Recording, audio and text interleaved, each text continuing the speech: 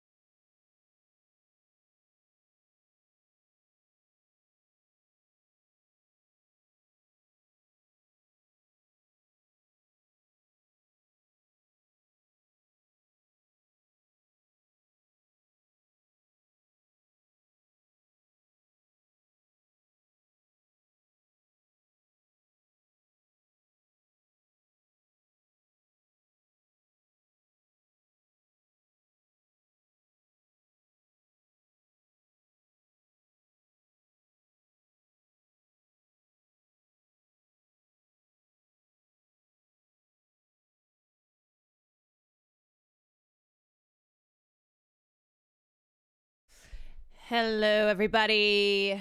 Welcome in.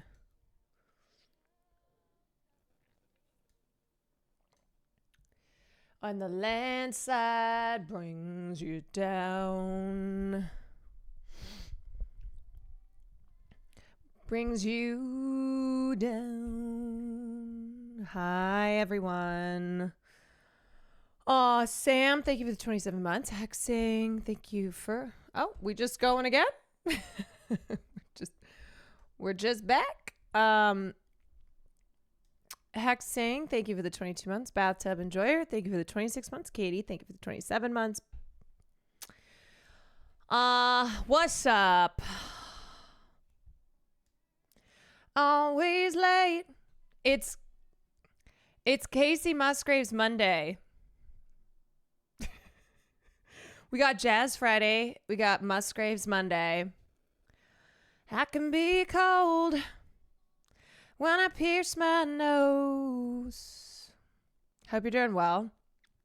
Yeah, I feel like exhausted.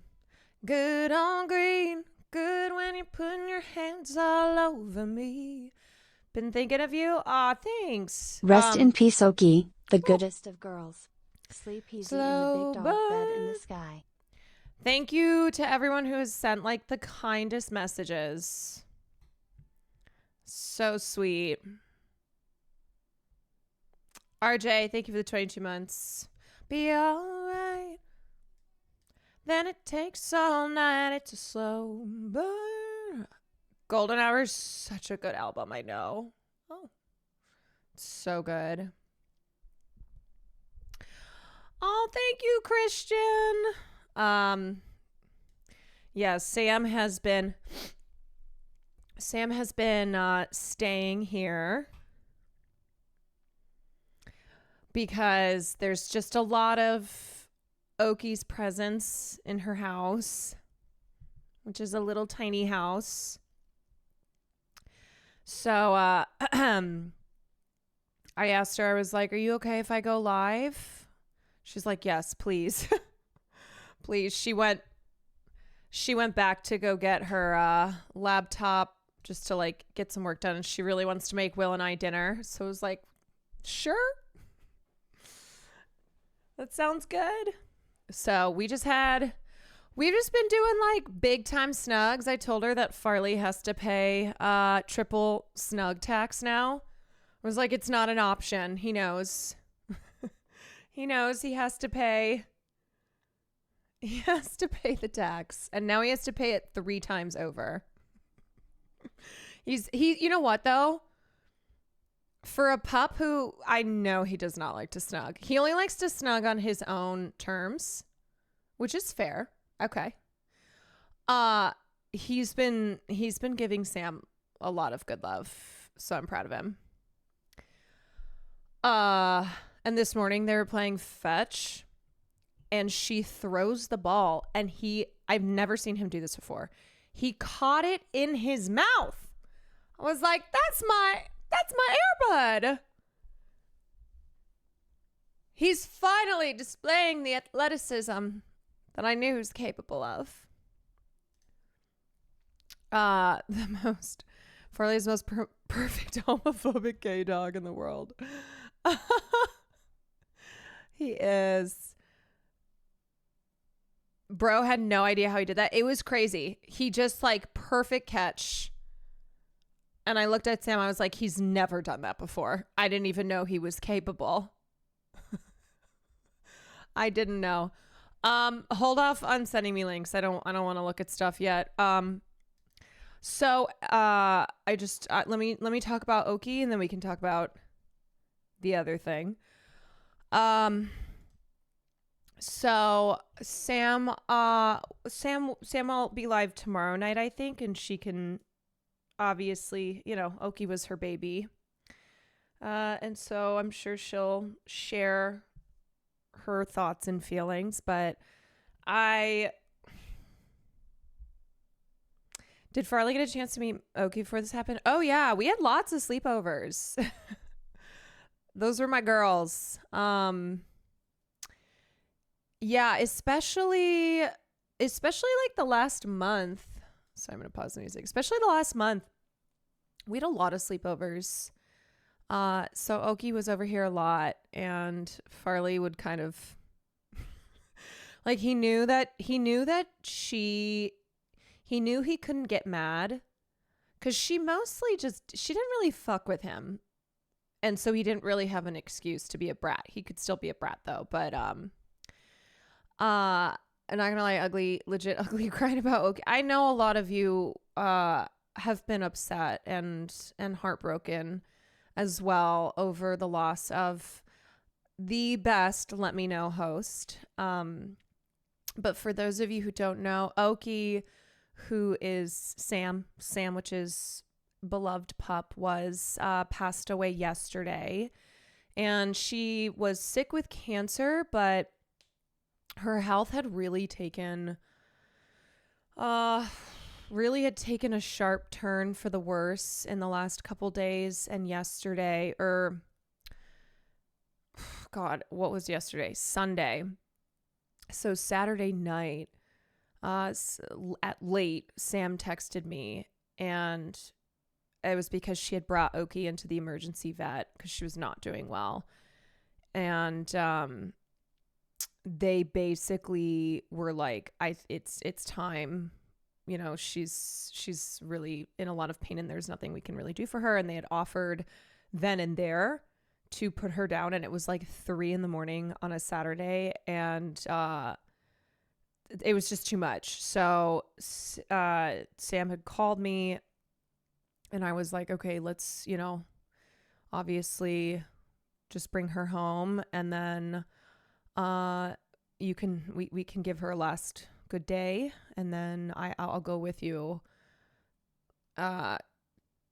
So I did. So I went over there, and Oki was just laying out in the sunshine, which was her favorite thing to do. And we just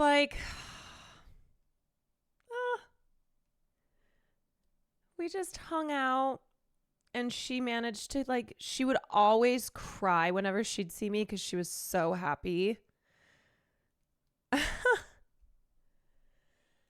She would always wag her tail every time I'd see her, even if I had just, seen her the day before.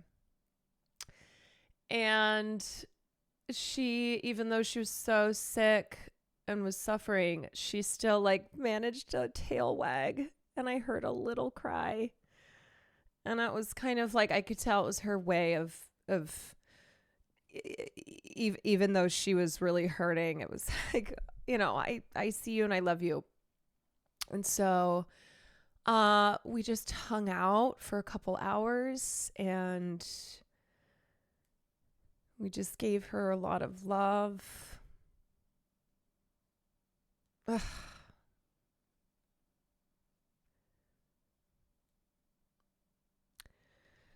And then I know, it's not even 7 a.m. I know. And then we took her to the vet. And it was so funny because at one point, so they had to take Ogi to the back to prep her. And Sam and I were sitting on the couch, and it was so busy. First of all, it was 8:30 at night. It was so busy. Just a lot of dogs needing care.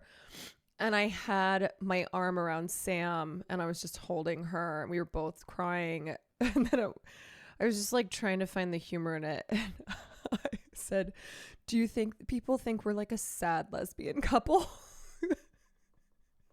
And she started laughing. She's like, I think so. We were just sitting there. We both had our Birkenstocks on.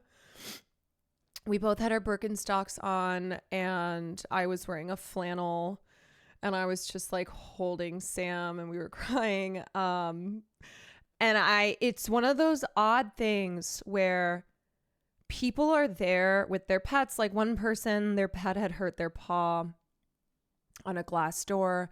Another one, she had ingested some chocolate. This one woman came in just, oh my God, losing her shit, which I understand because her dog had ingested chocolate, and they're like, it's going to be okay.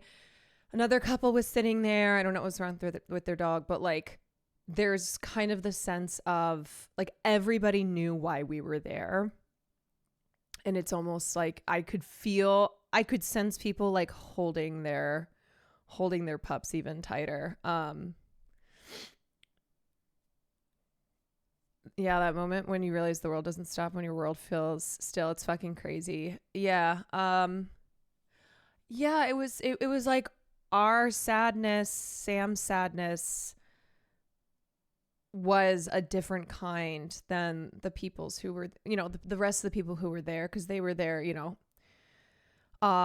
for different reasons. And so anyway, we just we went into the back, and our doctor, I keep saying our our doctor, we're just a couple now. I want to be very clear, like obviously Oki was Sam's baby, and Sam was the best mother. She was the best mama, and Oki and Sam were so inseparable. But like what was so special about Oki is that you just, when you met her, you fell so in love with her, and she was such a special part of my life. And like I'm grateful for my friendship with Sam for a lot of reasons, and one of them is that I got to have Oki.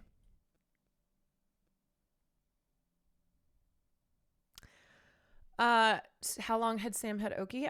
She got her, so she picked her up from, she got her from the shelter when Oki was, I think, 5, and had her for about 7 years. And she moved with Sam from Oregon to Arizona, and then Arizona to LA. So she was with her through some really big moments in Sam's life. And then anyone who knew Oki knew that she and Sam were like two peas in a pod, where, if Sam went somewhere, Oki went with her, and she was the best. And like one of our favorite things, we've been just sharing a lot of memories of Oki, and a lot of people have sent really wonderful messages to Sam. And one thing that has come up a lot is that Oki was streamers have a lot of social anxiety, and so at parties, Oki, like if Sam was there, Oki would be there, and people would just gravitate towards Oki, and she would always be the first to like say hi. And there was just this comfort that she provided to a lot of people, and so she was just really wonderful that way. I don't know. I mean, it's strange because first of all, I love dogs. I love animals, and Farley is, the most precious thing in the world. I love him more than anything. I would give up my life for him. But Oki's passing has also affected me really deeply. Like it's not just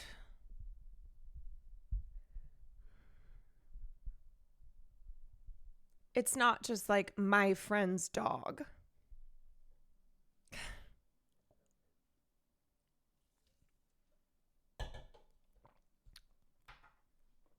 Yeah, I loved her so much. She was my buddy. Yeah, she was just, every time I would say hi, every time I'd go over to Sam's or she'd come over here, it was always like, how are my girls? And when we would say goodbye, I'd be like, okay, love you girls. Like those were my girls. It wasn't just Sam, it was Oki too. At least you have BBW, that's true.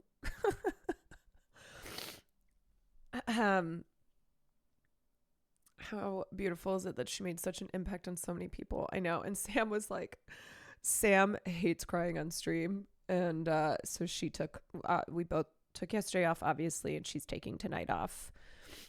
And I was like, yesterday I didn't even go over there until around 5 because I didn't want to be,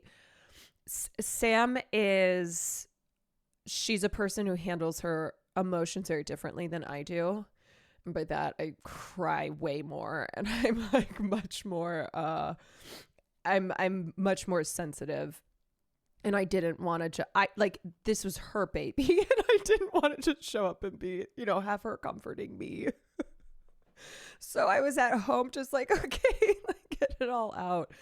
And then I went over there. And of course, the second she saw me, I saw her, just immediately started crying. I was like, I'm so Love you, sorry. girl, I'm so sorry. Like, Big okay. hugs, less than 3, less than. It's okay. And when we were saying bye to her,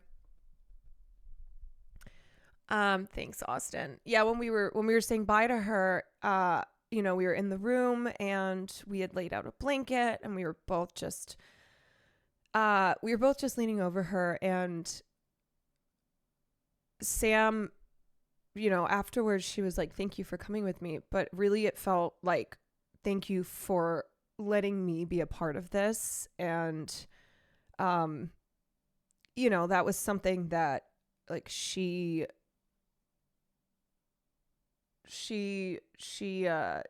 didn't just keep Oki to herself. Like she shared Oki, because Oki was just the fucking best. And so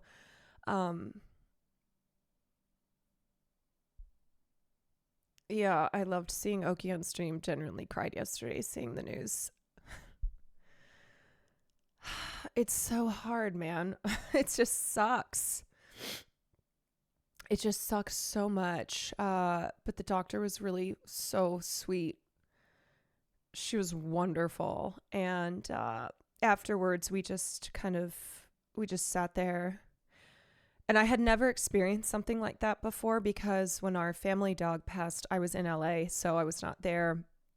And I FaceTimed in to say goodbye. But like, I don't know, it was a very emotionally difficult, but also like really beautiful experience, because she was in a lot of pain. She was really suffering at the end of her life. And so seeing her, I don't know how to describe it. It was like the moment that I could see she wasn't in pain anymore. And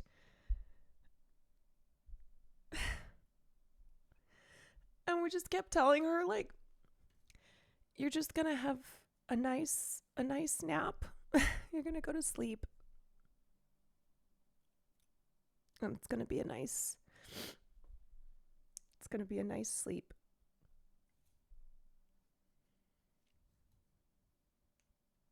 I'm sorry, y'all. I know.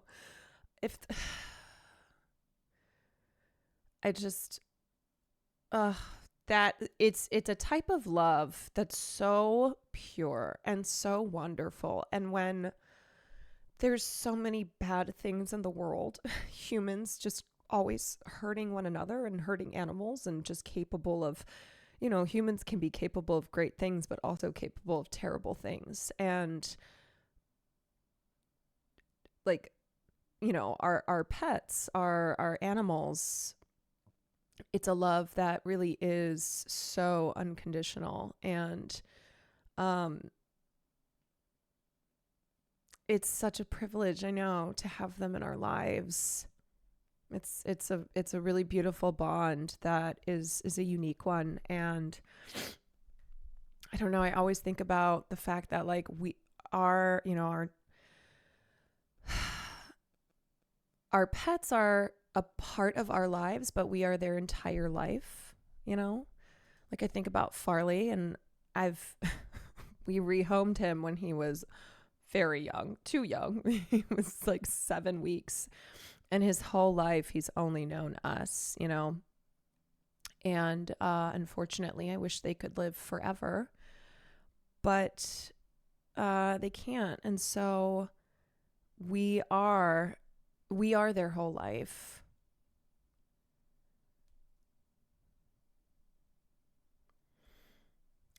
And so it's one of those where you kind of enter into this, I don't know, you enter into this contract of, this is when you get a dog or a cat or, whoever you bring into your life, you go, you are going to make my life better. And this is going to be a love that is a love that I've never known. But it is also, it feels impossibly hard when you have to say goodbye. And I think that's a testament to, I think it's a testament to those bonds and how wonderful that love is. And I know it's something like a lot of people relate to. And so it's why, like, not just those of you in here and in Sam's community who knew Oki, who would, you know, always see her on stream or see her on the podcast or see photos of her, but it's also just something that like we can relate to with one another, because a lot of people have experienced that love, but also that loss and that pain. It's a blessing that you both were able to be there for her as she passed. And as she smelled you in the room, was that alone? Yeah, she was. We enveloped her with as much love as we could. I know, it really is. Grief is love with nowhere to go. Grief. What is grief if not love persevering? So it was a day. It was quite a day. And as I said today, we've just been like looking at very silly clips of Oki on the podcast. Like we posted this one, these two clips. We come to the surface, and there are a couple really beautifully performed Hold on a second. That's just my face. We come to the surface, and there are a couple really beautifully performed scenes, especially the last scene. Yeah. That had me feeling a certain kind of way. Yeah. Oh, thanks, babe. She really is. What do you have to say? Thanks. You just accidentally clicked out of my Google Docs. She may not have had much to say, but she insisted on being the star that she was. Come to the surface. She was so funny. Intimate, really. She wants your attention so bad. Hi, baby. Hi, do you want attention? Should we make a movie about you? She was just the sweetest. She also was such a theater kid, and you know that's why we also bonded. She would just do these dramatic flops. I'm not even kidding you. She'd be sitting there, and then you go, okay, she'd go. It'd be like something out of like some she you know what? Oki would have loved Shakespeare. The death drops. Yeah, she was We just said goodbye to our Gigi on Saturday. Best. Much love, Carolyn. Oh, I'm love. sorry. Green Bass guy. Thank you for the resub. And I know it's tough. It's really, you just feel empty, you know? Sam was like, do you think it's possible to die of a broken heart? I was like, I think so. Access, thank you. Timur, thank you. Angry Bullet, Alexandra the Great, Larry Big Bird, Juju, Local Level Left, Cheaper Than Art School, My Bourbon Pod. Thank you. Clip that Cutie posted some months ago from Oki of her late show. I should have asked if you wanted like actual food. I mean, it's my show. I should order you food. Yeah, what the fuck? Do you want anything else? No. You want chicken nuggets? No, I don't. How many chicken nuggets do you eat? Candy. I don't think I like their chicken nuggets. Okay. There's ketchup in there too. I don't want ketchup. No. She is just. Oki, hey, chill. That's bad manners. What are you doing? Asking. Hey, Dude. hey, don't. You're embarrassing yourself. Don't, Oki. To me. I'll make you get down. You're being weird. You're being cringe. I never do that to you when you're eating. Oh, my Oki. This was Sam's post. I will love you forever, and I will find you in every lifetime. My sweet baby Oki went to sleep for the last time tonight. 100 years with her wouldn't have been enough.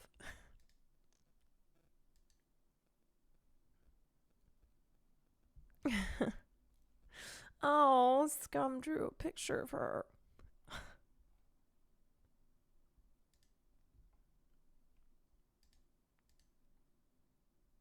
So cute. Yeah. I know, y'all. I told you it's a. By the way, your tweet was also fucked up. You had us complimentary. You had us crying in the club.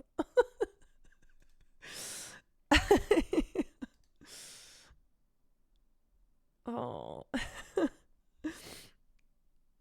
Girl, I'm at work watching your stream while listening to Sean Stevens. Oh no. Yeah, when we were leaving, when we left the vet last night, so we're just like sitting in the car. We're just sitting in the car and we're just, both emotionally exhausted, still crying. And Sam puts on she goes, "You been listening to Lord's new album?" And I was like, "Yeah, some of it." And she puts on, I swear to God, the saddest song from the album. And we're just driving back, listening to like the saddest sad girl songs. I know.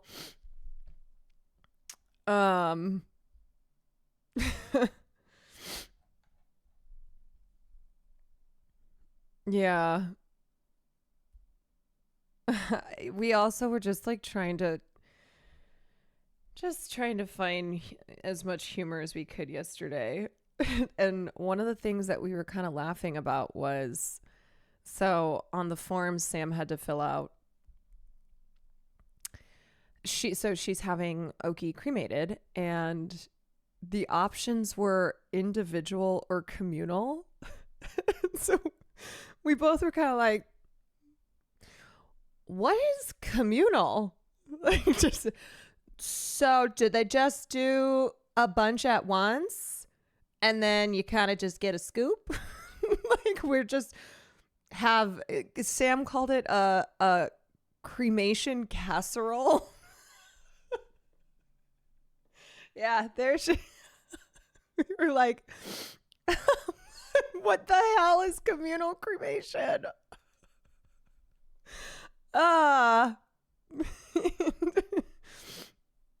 They did this with my pet too. It was like, what? I know.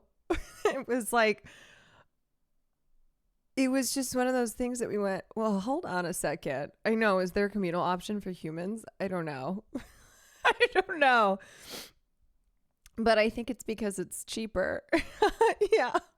It's like, hey, so this is the cheaper option. And also, you might get a mishmash of ashes in there, but you won't know. Yes, Cybotch, permission granted. Socialism or barbarism, thank you so much for the 10 gifted subs. Me accidentally taking home 78% of a Shiba named Mr. Jingles. Oh, God. They also initially were like, yeah, it'll take 4 weeks. And we were like, what? Why is it going to take so long? Like, where is she going to be?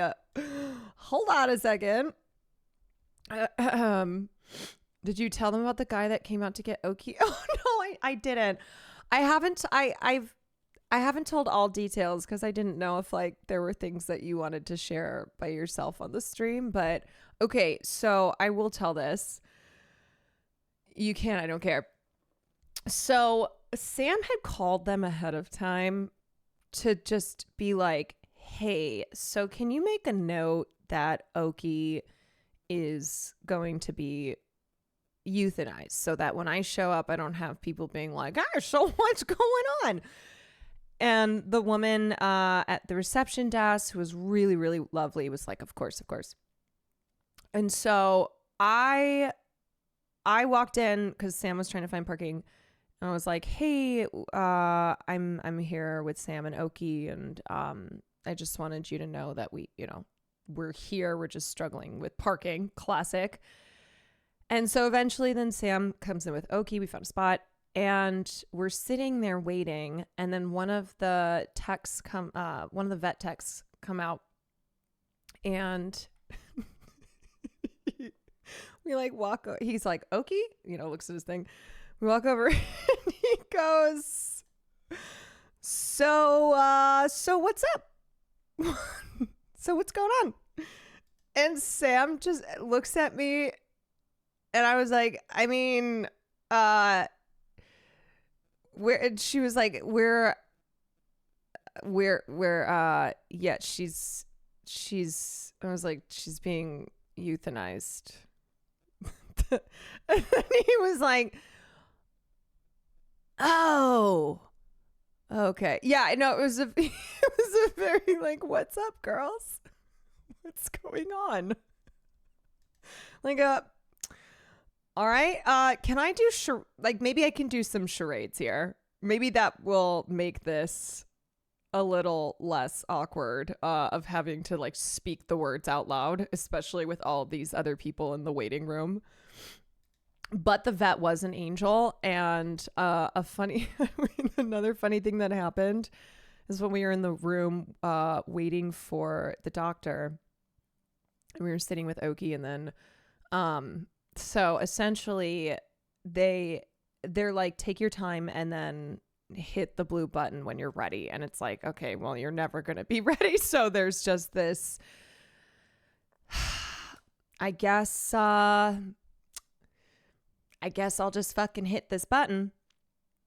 So we hit the button, the doctor comes in, and she's so lovely and has like the perfect just like vet voice, so soft spoken, really empathetic. She was definitely an empath. And she starts just like explaining the process and answering questions and telling us, how it's going to go. And then she just casually is like explaining the medicine that they're going to administer to Oki to put her to sleep.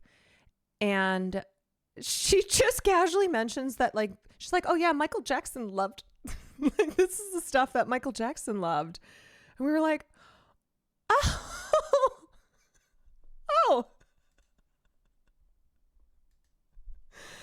yeah. And so we were like, Oki, you're getting the good stuff. Like, fun fact. But she was like a person again who was so soft spoken, where she's like, okay, so this is how it's going to go. There's 2 parts to it. This first part's going to do this. And also, this is the stuff that Michael Jackson loved. And we were like, oh, just sobbing. Yeah, she's getting the Thriller treatment.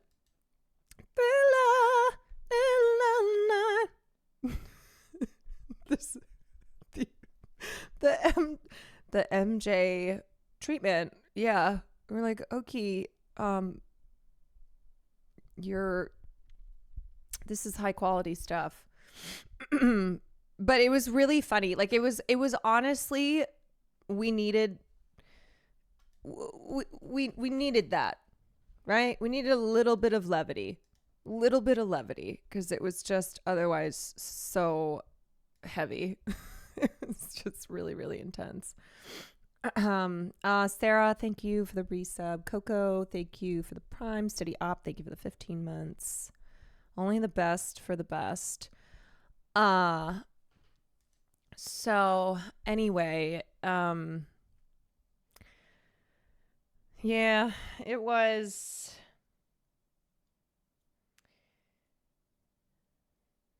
quite a time. And I know I speak for everyone who knew Oki, and whether that was other friends or people, Oki Oki went to a lot of stuff. Like she was always at events and stuff. I have really cute pictures of her and Kaya. There's one where Oki has her paw on Kaya's head, establishing her dominance as she should.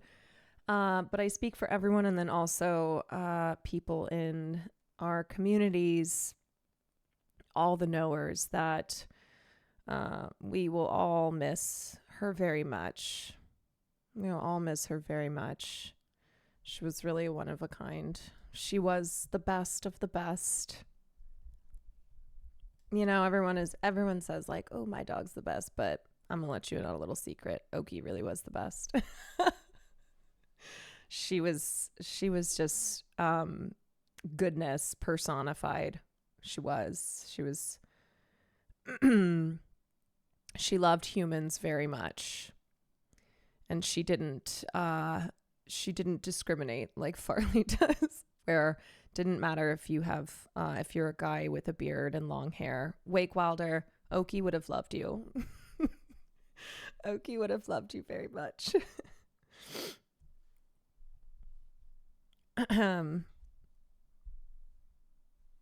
Yeah. You know what? I fucking love Farley more than anything, but I will say he is selective. He is very selective in who he in who he gives love to. And you know what though? Maybe he's not so wrong. The fact that he doesn't seem to really fuck with men. Maybe he's onto something. Maybe Farley knows something that the rest of us are a little bit too slow to catch up on. Does Farley still not fuck with Kaya? He doesn't fuck with a lot of... Okay, so he doesn't really like big dogs because he's a little dog. And Kaya is very high energy. She's a puppy. I love her to death, but she is a lot to handle. And he's like... So with Oki didn't... Oki didn't fuck with Farley in the way that he perceived Kaya to. You know, Kaya was always like just fascinated. Anytime she's been around Farley, she's like, who is this little guy? And Oki was very respectful. Now she would come in and immediately go to Farley's food to eat it, but I'm like, that's great, she can have it because he's not eating it. So and he's turned his nose up if there's not chicken in it. So Oki, who is not picky in the same way Farley is, could just have, someone's got to eat it. It's going to waste. And so he knew that he didn't have as much reason. Like he couldn't go to me in the way that he does with Kaya. Like when I had to babysit, when Kaya had a sleepover at my old place, it was like Farley would come to me and go, Mom, tell her to leave me alone. But he couldn't do that with Oki. And so he would kind of like every once in a while, like give her. I swear to God, Farley, he can exude the energy of rolling his eyes. Like, and we have this big bean bag. It's the comfiest thing in the world. Everybody loves this. And it's like right in the middle, Farley would sit. It's this massive beanbag, and he would just go in the middle. And whenever Oki would come over, she loved the beanbag, and she would just jump right into it, and he'd be like... I swear if he could call 911, he would. Farley and Will were so funny last night. He's such a diva. He's such a side-eye diva. What is Farley's lore, by the way? How old and when did you get him and why? He's almost 6. We got him because Will was desperately, he was unemployed and he really wanted a dog. And he I was there. He would like go to all these shelters and try to adopt dogs. And he became convinced that there was like some corruption, some underground ring where they would like dogs would be on the shelter websites, and then he'd go and they'd be like, oh, they're not available. He'd be like, I'm unemployed. You posted this last night and I'm here less than 12 hours later. What do you mean? Yeah, that's the thing. And so he just became consumed with this and spent like a year trying to adopt a dog. He's talked about this conspiracy before, I'm sure.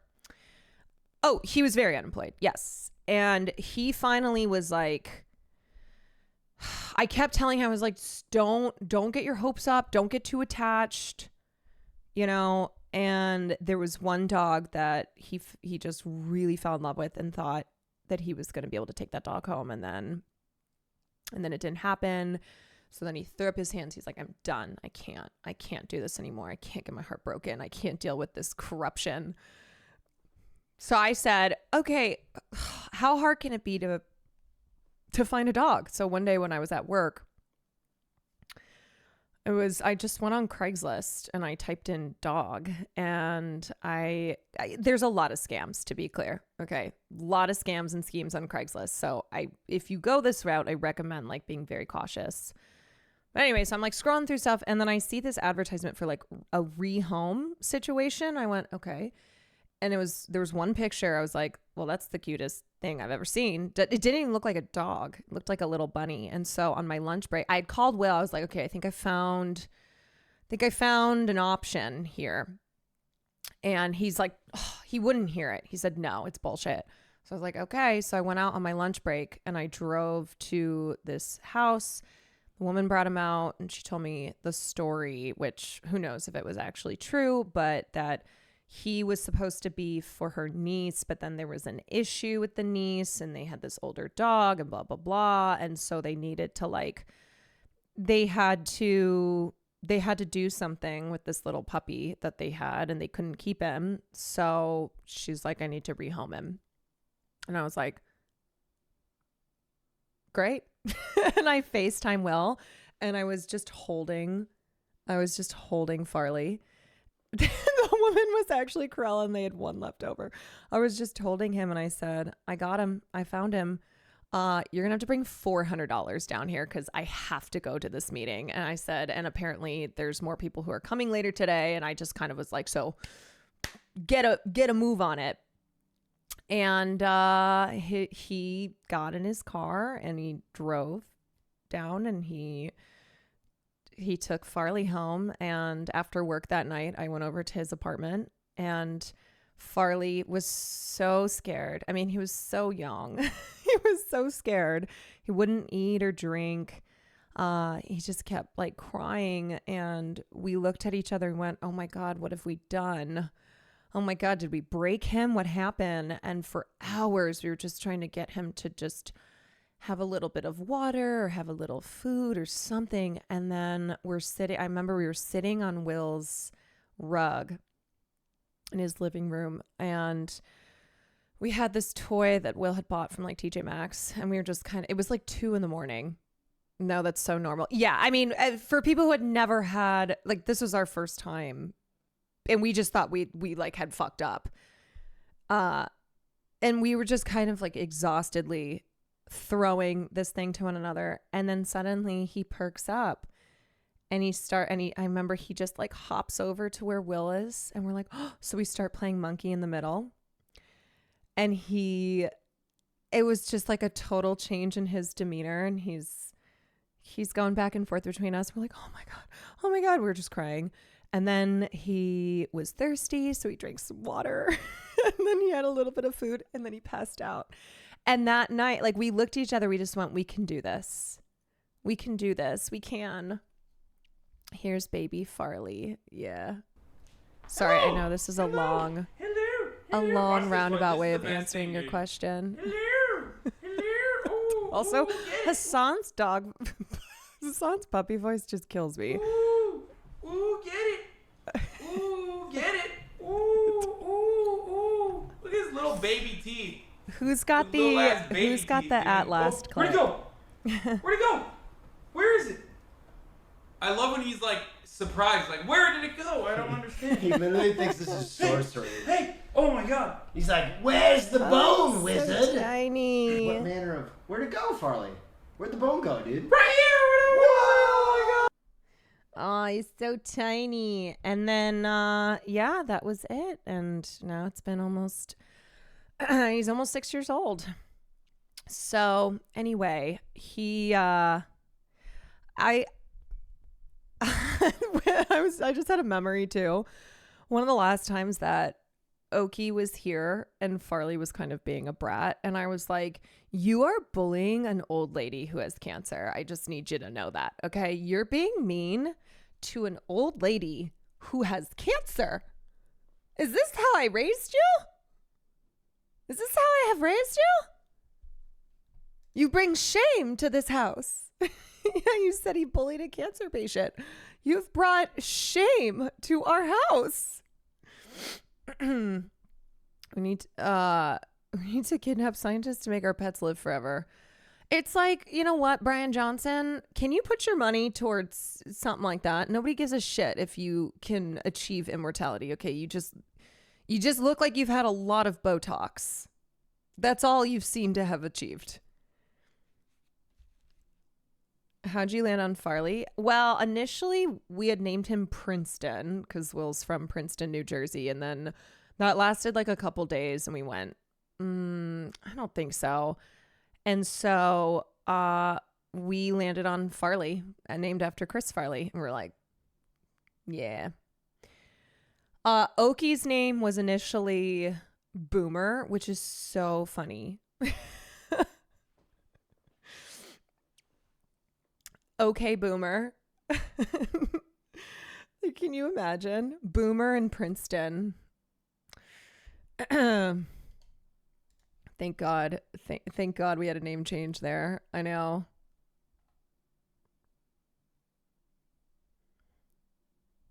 Where is he right now? He's taken to whenever he is not happy, which he doesn't like when I stream. Because he thinks women should just be wives and mothers and not work. But, you know, and he now has he just goes and hangs out on the guest bed. I don't know why. He won't even go in our bedroom. He'll just go on, he'll go on the guest bed and be like, yeah, that's right. He rightfully hates men and wrongfully hates women. He also doesn't think women should be in the kitchen, so he is also an ally. You mean his bed? Yeah. Yeah, he doesn't like, well, so Will and I think it's because when Farley was a baby, Will was streaming. Will had just started streaming. And so I was working, I was in the corporate world. So I had to go to the office during the day and I was gone all day. And so he just like, he was just raised on Will's lap as Will was streaming. And so we think he was used to the computer when he associates it with Will, because he has no problem when Will goes and streams. Like he recognizes that. But then when I started streaming, that is when he started to be like, now what the fuck? He's an iPad baby. Yes. So he does not fuck with me being a streamer. So he's my biggest op, you know. I think anytime I have an issue with streaming, it's probably him behind the scenes doing something. Private Pile, thank you for the 28 months. Anyway, you know, there's a lot that I could just sit here and keep talking about how much Oki meant to me, and she did. She meant a lot, and I'll love her forever. She will always have a place in my heart.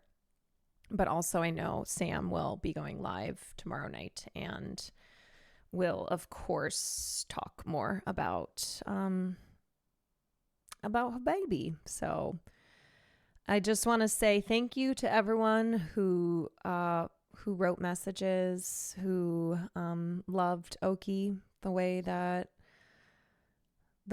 we did. The first and greatest let me know guest. I know no one will come close to how great she was. Honestly, this conversation's been healing for me. Well, buckle up. Buckle up because it's about to be less nice. I know.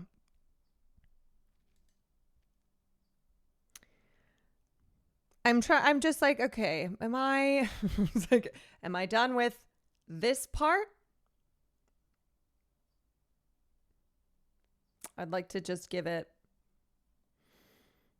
enough of a transition. Just a period of silence after that. I had entirely too much to say and couldn't bring myself to write one. That's okay. I know you loved Oki. We all did.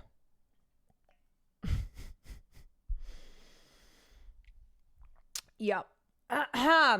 So I wish that I could have just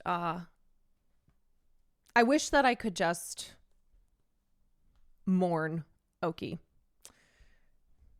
and sit in the memories that many of us have of her, but obviously today there was some other shit that was going on.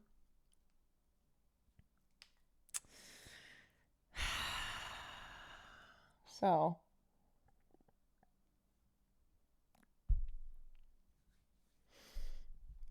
it's why too I just keep being like, God damn, we don't deserve dogs. They're too pure. They're too good. They're too good. All right. So I just want to start off by saying that I am very sorry to everyone who was harmed, who will, I believe, continue to share their stories. And if you don't know, today, especially, I think if you're not like heavily in leftist spaces on Twitter, you may not be aware, but Lolo Overruled, aka Alex, who I met because I met him through Hassan. And I want to be very clear that this is not about Hassan at all. Okay. So anybody who's out there who is seeking to make this situation about the man who did not cause harm to all of these people, you're a piece of shit. And if you are sitting there using people's trauma and pain and using victims as a way to like score points politically or, via internet beefs, you suck.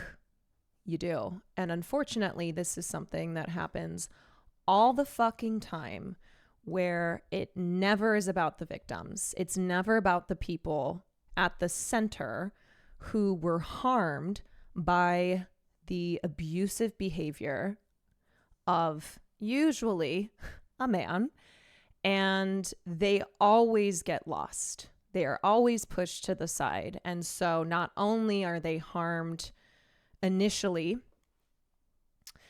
by whoever was out there just being a piece of shit, but then it's like a second level whenever these things become public. It's like a second layer to it, where then their stories, their experiences, their trauma gets used as like some cudgel.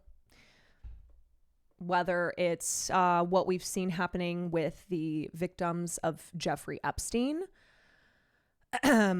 or, anytime there's like a political, a way to like, to make, to use it to gain some political points. Like this happens every single time. So essentially, sorry, I know I'm maybe jumping things a little bit. I should explain for those who are not, like, as I said, online in leftist spaces, but Lolo was in these leftist spaces because of his relationship with Hassan, and then with people like me and Nandre and others who are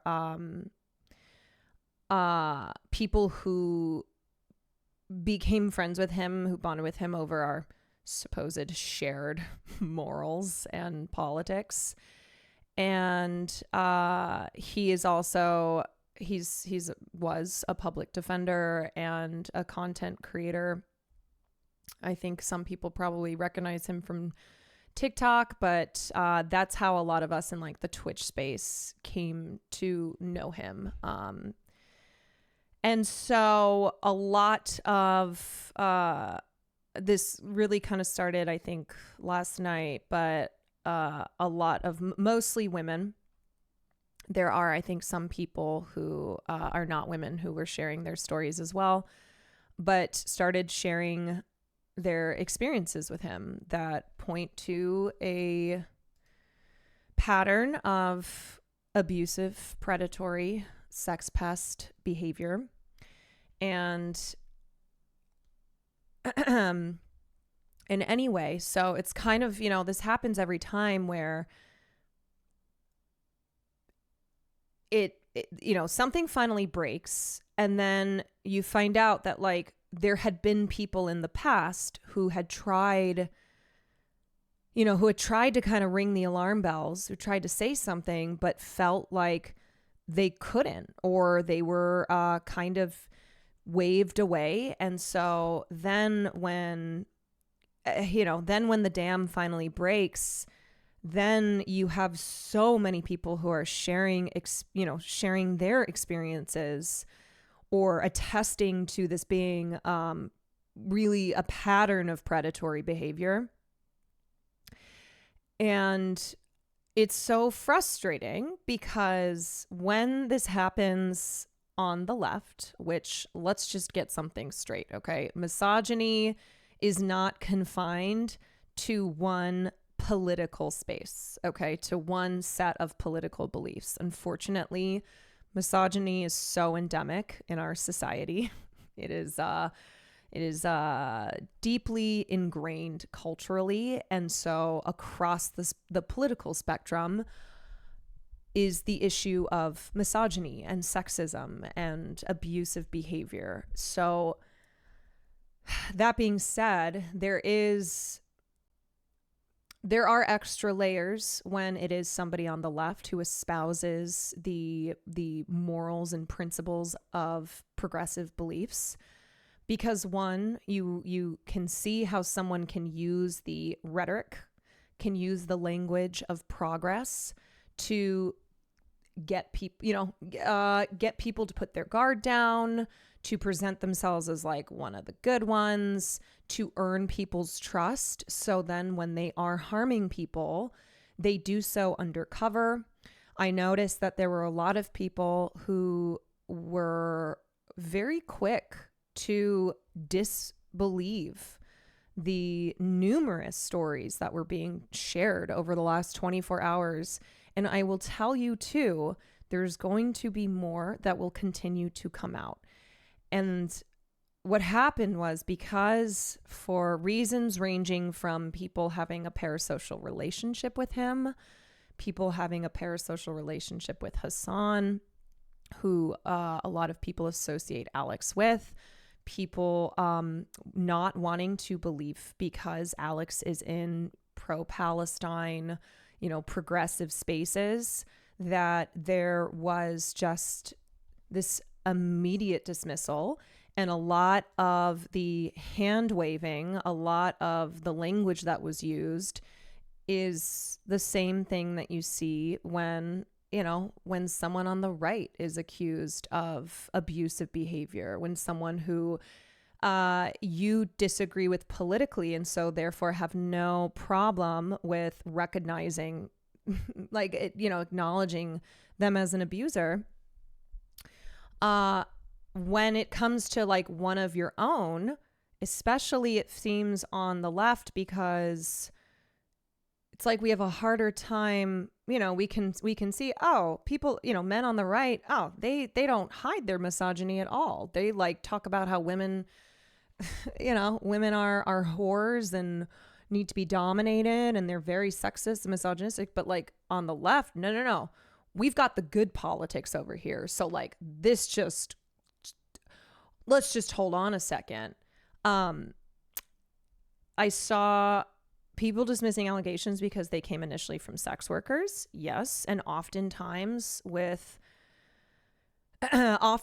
predators and abusers on the left, they will go after women who work in like the sex industry. And that is for a couple of reasons. One being that there is this dehumanization that sex workers have to deal with from all corners, all corners from across the political spectrum. And also because they understand, like, here's the thing. If you're a man who you are in these leftist spaces, okay? As I said, you speak the language. You understand how this stuff works. You also know how to, what kind of people to target and how to dismiss the allegations against you if inevitably they come out. So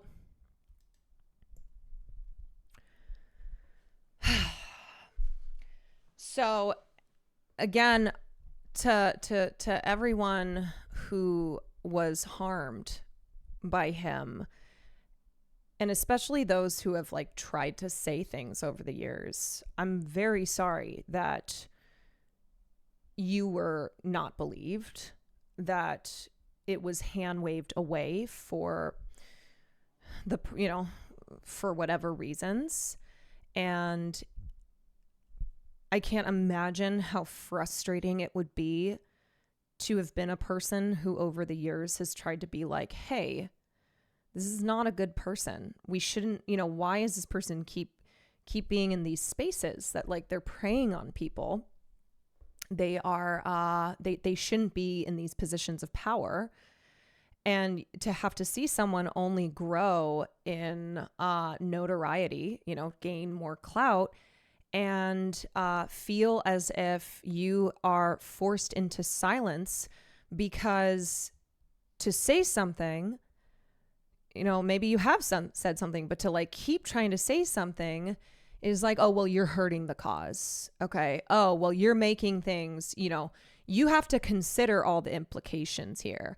And this is something that historically women have had to deal with in radical spaces. You look at, unfortunately, what happened with women, even like back in the 60s, like women who were a part of the Black Panthers, and how often they are expected to sacrifice their own well-being for the sake of, the fucking movement. And this is just something that has been, it has carried through. It has carried through all the way till today. And we saw that a lot with like Andrew Callahan when allegations started coming out about him, where people were like, oh, but Andrew, he does great work, or like he's one of, I get it. Okay. I get that it can suck when someone who you have looked at as a noble voice in politics, as a person who's fighting the good fight, as someone who you align with politically, and therefore you take that to mean that they are a morally good person. Their politics are good, so therefore they must be good. And I know that it can be really jarring to find out otherwise. But we can't apply these blinders. You know, we can't like suddenly forget our own principles because somebody who we are on the same side with is being outed as an abuser. Like that there are a lot of people who are sharing personal experiences that point to it being a pattern. The allegations on Andrew were only a few hours old when they came to light, and dweebs were already talking about redemption and forgiveness so they could get their spring back at Daytona Beach videos faster. He wouldn't do that. He's a good guy. It happens all the time. I mean, it's like why all the defenders of someone like Justin Baldoni have made me want to rip my hair out, because he knew exactly what he was doing when he painted himself as a feminist. Because then when the time came that his abusive behavior, his gross, harassing behavior was revealed, people were like, he's a male feminist. No, he's one of the good ones. So clearly the women are lying. Clearly his accusers, Blake Lively and whoever else, they're lying because look at how much he has dedicated himself. Listen to the words he says. And there's just no way that you can line that up with him having caused women harm. And that's the trick, right? That's why like there is something that is especially painful as a progressive when another progressive man is outed as an abuser because they like use their progressive politics as a cover, and because you think that they cause you to put your guard down. Yeah. And what I will say is like there are a lot of people who I've seen go, oh well, I always knew that guy was bad, which is kind of something that happens every time we have a situation like this, is people will start being like, oh, well, I knew, I got bad vibes from that guy. Like, is anybody really surprised here? And look, I'm not saying that every person who's saying that's not true. Like, I'm not saying that, people who are claiming they always got bad vibes when they saw red flags, like, oh, I've been onto that guy for a while, that they're being false or anything.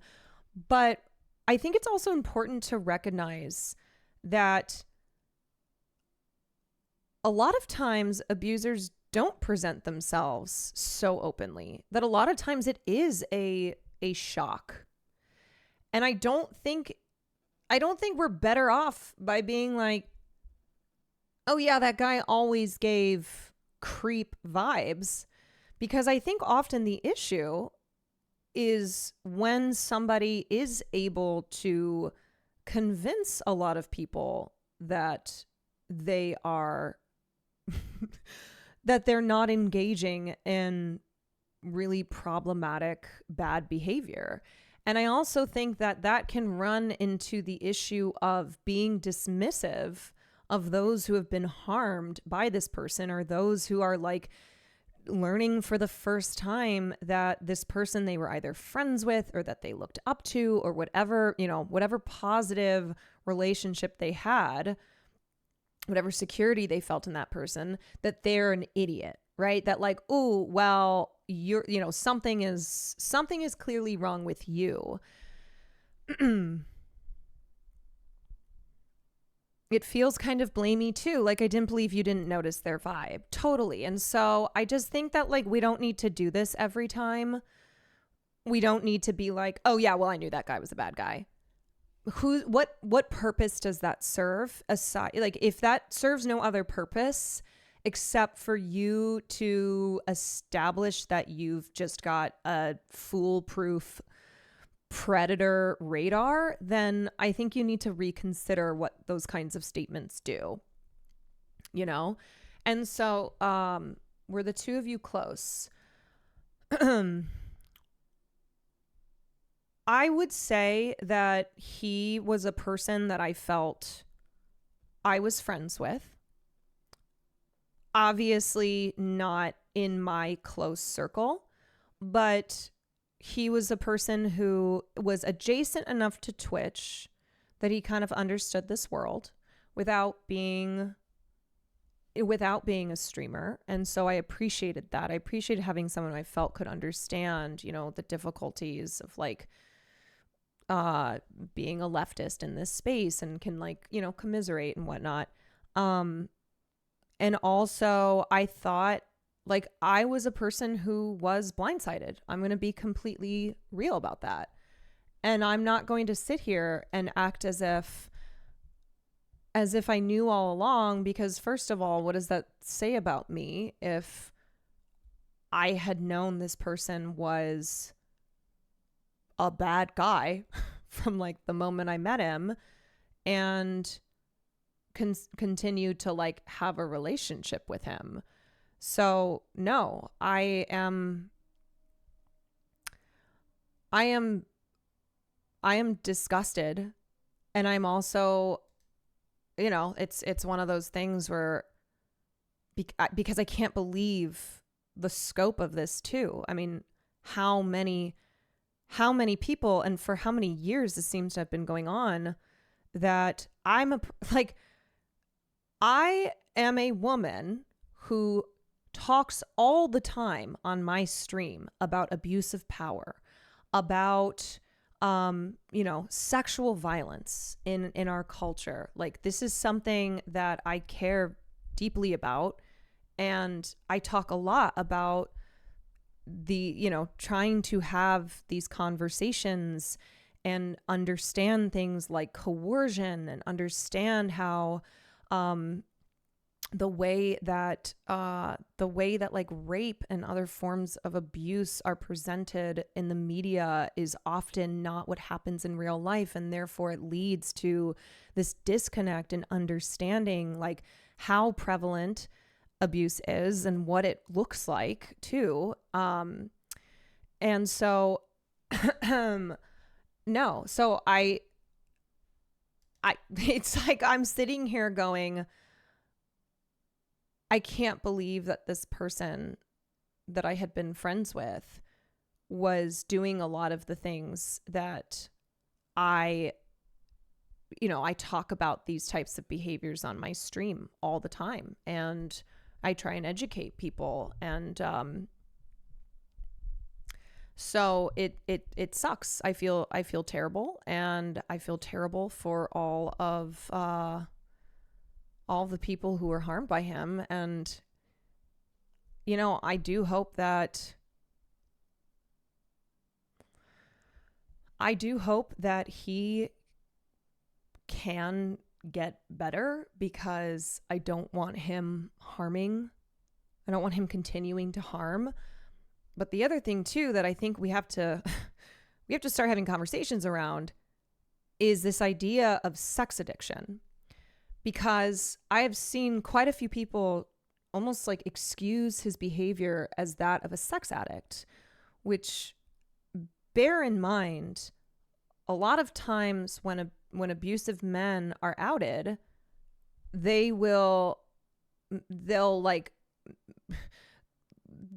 fall back on this, oh, I have a problem, and it's a problem with sex. I have an addiction to sex. And it generates like sympathy, because people hear addiction and they just automatically will be like, see, yeah, you can't help it. You can't help it. So even though they'll be like, I know it's not an excuse, they're still falling into that trap of, yeah, but there's a reason here, and that reason is one that we can have empathy for. And then inevitably it lets the abuser off the hook. And I think it's really important to understand that what happened in the Alex situation is a massive issue because of the lack of consent. And so seeking therapy for something like sex addiction, when really the behavior that you have engaged in is behavior that is sexually coercive, that is denying people their consent, that's not something you can like go see you can go see like a therapist who specializes in sex addiction over. Like, when someone is engaging in sexual conduct that is not consensual, that is not at all sex addiction. And there's a lot of debate over the existence of sex addiction. And I think because so often sex addiction is like sexual abuse gets called sex addiction as an excuse, as a way to like provide cover for abusive behavior. I think it's really muddied the waters on it. And there is debate within the medical community over sex addiction. And I think it's something that kind of also is in the same category as porn addiction, and how a lot of times like perceptions of sexual addicts and sexual addictions really has to do with like religious and conservatively cultural beliefs rather than it being rooted in concrete data. So look, I just wanted to broach that because this is still something that there is not a lot of research that concretely shows like what, well, this is porn addiction, this is sex addiction, and whether there's like a cause and effect relationship. It's just an area that there needs to be more research into. But I think the important thing to recognize is that a lot of times sex addiction is in public conversation because it's being used as a way to excuse abusive behavior. I mean, this is the same thing that Harvey Weinstein and his lawyers argued, that like Kevin Spacey and his lawyers argued, that now it kind of seems to be this like get out of jail free card, where it's like, look, I did hurt a lot of people. I have a bad relationship with sex. It's not I have engaged in abusive behavior. It's I have an unhealthy relationship with sex. And so that changes the entire conversation. That moves it away from talking about lack of consent, from talking about like sexual coercion and very serious things like sexual assault, sexual abuse. And it also then lends, it gives the abuser almost kind of the sense of actually being a victim of something. It's a very difficult convo to have at the moment. I disengage out of disappointment and shock, also because some responses really put our community to shame. Of course, we have the usual suspects weaponizing this. When will we leftists learn our own lessons? You're not sure about certain stuff? Shut the fuck up. Don't run deference for abusers. Shame victims, even more so when members of this very community have been saying for years, stand on your word, do better, for fuck's sake. Yeah, I mean, we do need to do better. And I hope that anybody who was quick to disbelieve the people who were sharing their experiences, I hope they recognize like why they did that and what it says about their own lack of principled beliefs, how they view something, how they view an issue like misogyny, that they don't, unfortunately, a lot of people on the left, like, they look at misogyny, they look at transphobia as issues that are less important because we have to fix class inequality, because we have to dismantle these capitalist systems. But along the way, it's often you see this like waving away, this diminishing of these major issues.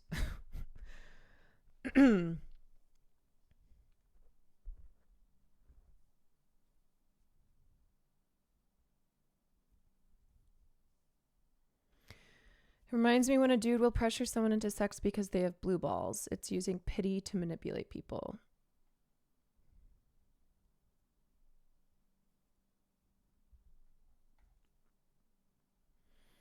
It's traumatizing finding out a friend is an abuser. It can fuck with your trust and even give you feelings of regret or guilt. Hope you're doing okay and are giving yourself time to process this. Thank you. I appreciate that. Yeah, I mean, I think it's one of those weird things where I don't want anybody to be centered in this conversation other than victims. And this is something where every time the people who are actually harmed, who were, the ones who were hurt, are never at the center of the conversation. But that being said too, this being a personal thing for me, it does suck. It is something that I am kind of evaluating myself, and it's not like I recognize too that I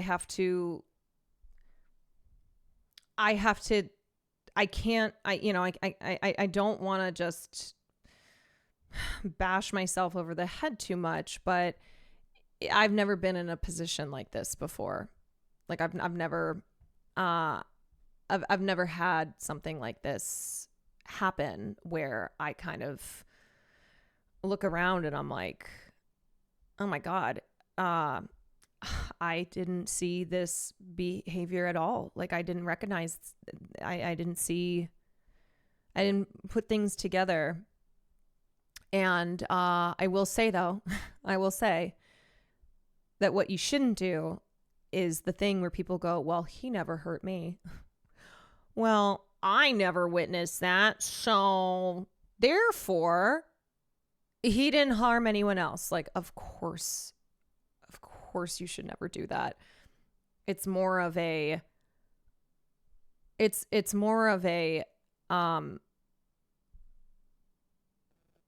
yeah, I think it does kind of make you a little paranoid, make you feel yet again very let down. And it's very, I mean, it's just been like a very emotional 24 hours. And I just feel like as a woman, I'm so fucking sick and tired of this shit. I'm fucking sick and tired of it.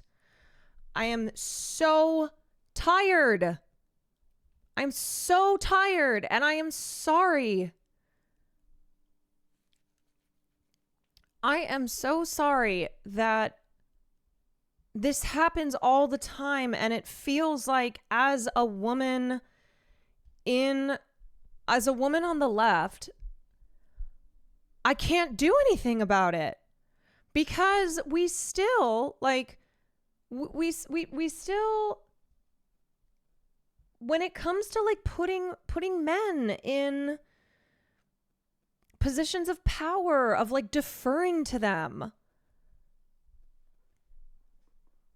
I look around and I see the boys clubs. I see the leftist boys club, and like, I'm not saying that all leftist straight men are problematic, but like, I recognize how there is such a through line of misogyny, and it is so tiring. And it feels like at best you have guys who are like, yeah, this is bad, which good, great, thank you. But that they still are dominating as the voices in this space. And then at worst, you have these abusers. and they infiltrate into these, into these leftist spaces because they're straight guys, because it does get very boys club, and they don't listen to women. I know. I hate the dirtbag left culture. Like, man, to have to sit there as a woman and listen to a lot, like, this isn't even me being, old time lib. I'm with her. This is like, you even say this stuff and you get called oh, you rad femme. Oh, you lib, when it's like, okay, because as women we're expected, and queer, it's not just women, it's femmes, it's queer people. Like, we have to sit here. It's people of color. Like, as unfortunately, white straight men are still who dominate in leftist spaces. And so we have to sit here and shut up, because if we say anything, then we're wreckers. Oh, if we call out problematic behavior, then we're just trying to hurt the fucking cause. We're just we're doing wrecker shit. It's annoying as all fuck. It is.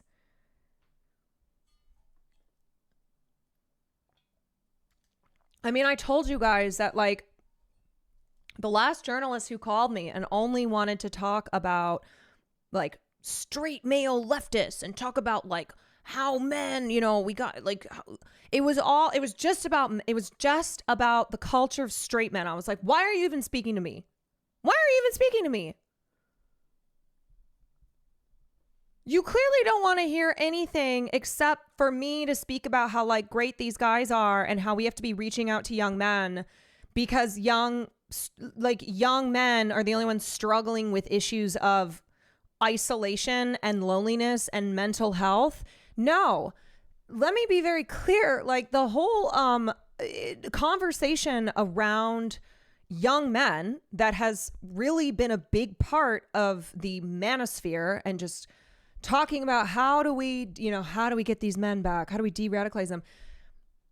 Women and girls are just as lonely. This is not some objective difference. It's just the way that it manifests itself is different. It's the way that, yes, societally, men being socialized, it being normalized to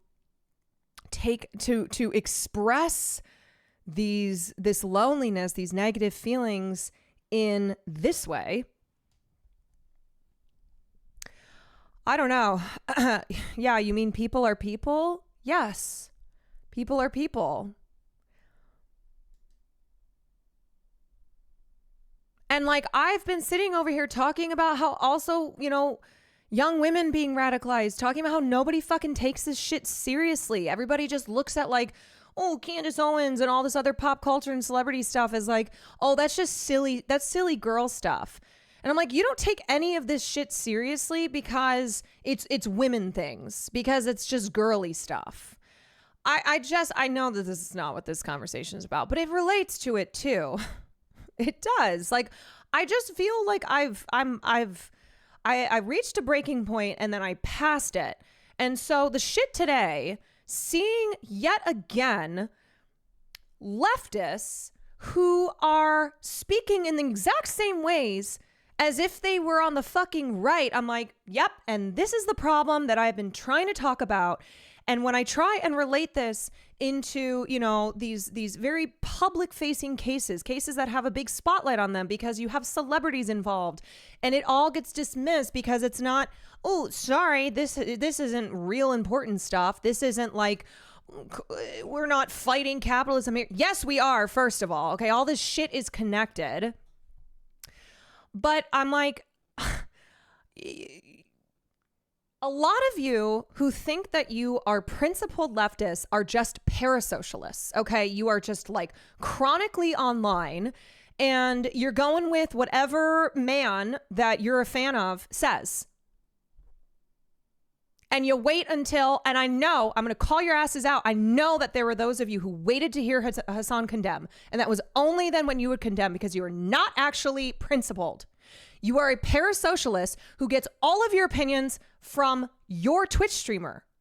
And I am not blaming Hassan here, but I am talking about the people who are living in these very narrow worlds where you don't listen to queer people, you don't listen to women, you don't diversify your sources. And so when this shit happens, you are no different than the people on the right who you think you are superior to.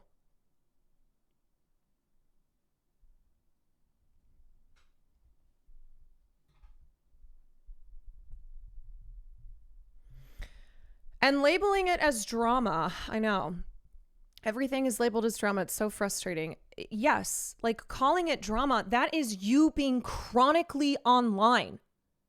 That is you looking at sex crimes, at sexual abuse as drama, as like celebrity slop.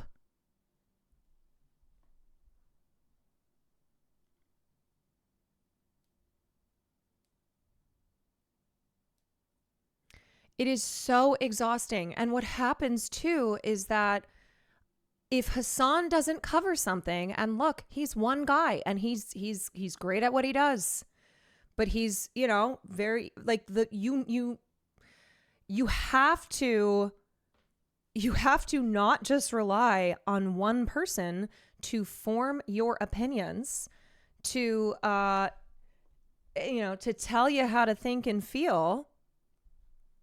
Because Hassan doesn't cover everything. And he is also a straight white guy. And he will admit to his own limitations. He should, as we all should. He has blind spots. We all have blind spots. So you have to recognize that. And when people in your community are saying that they have been harmed by someone who you don't fucking know. Let me just tell you, I knew this person. I know this person. And the second I found out about this stuff, you know what I didn't do? I didn't do the shit that you did about someone who you don't even personally know.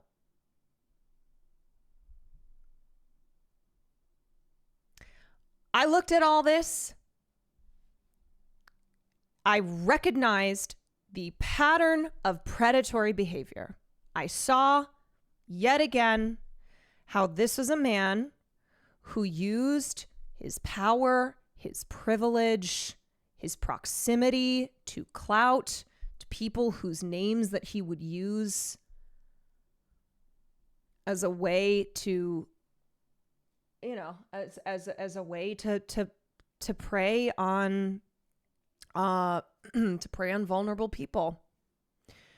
I'm mad. I am really mad. I'm really angry. And let me explain something, okay? So, you know when we say believe women, or more broadly, believe survivors? So this is not a rallying cry. This is not a slogan that means, oh, we just blindly believe and we should not look, there should be no investigation. There should be no getting to the bottom of things. That's not what that means. What that means is historically, our culture, our society is one that treats women as less honest and less competent, meaning that when women speak about their experiences, we dismiss them. We don't take them seriously. We don't trust them to know better themselves than the rest of us. And when it comes to victims, and I of course want to be broad about this, women are not only victims of abuse, but often are victims.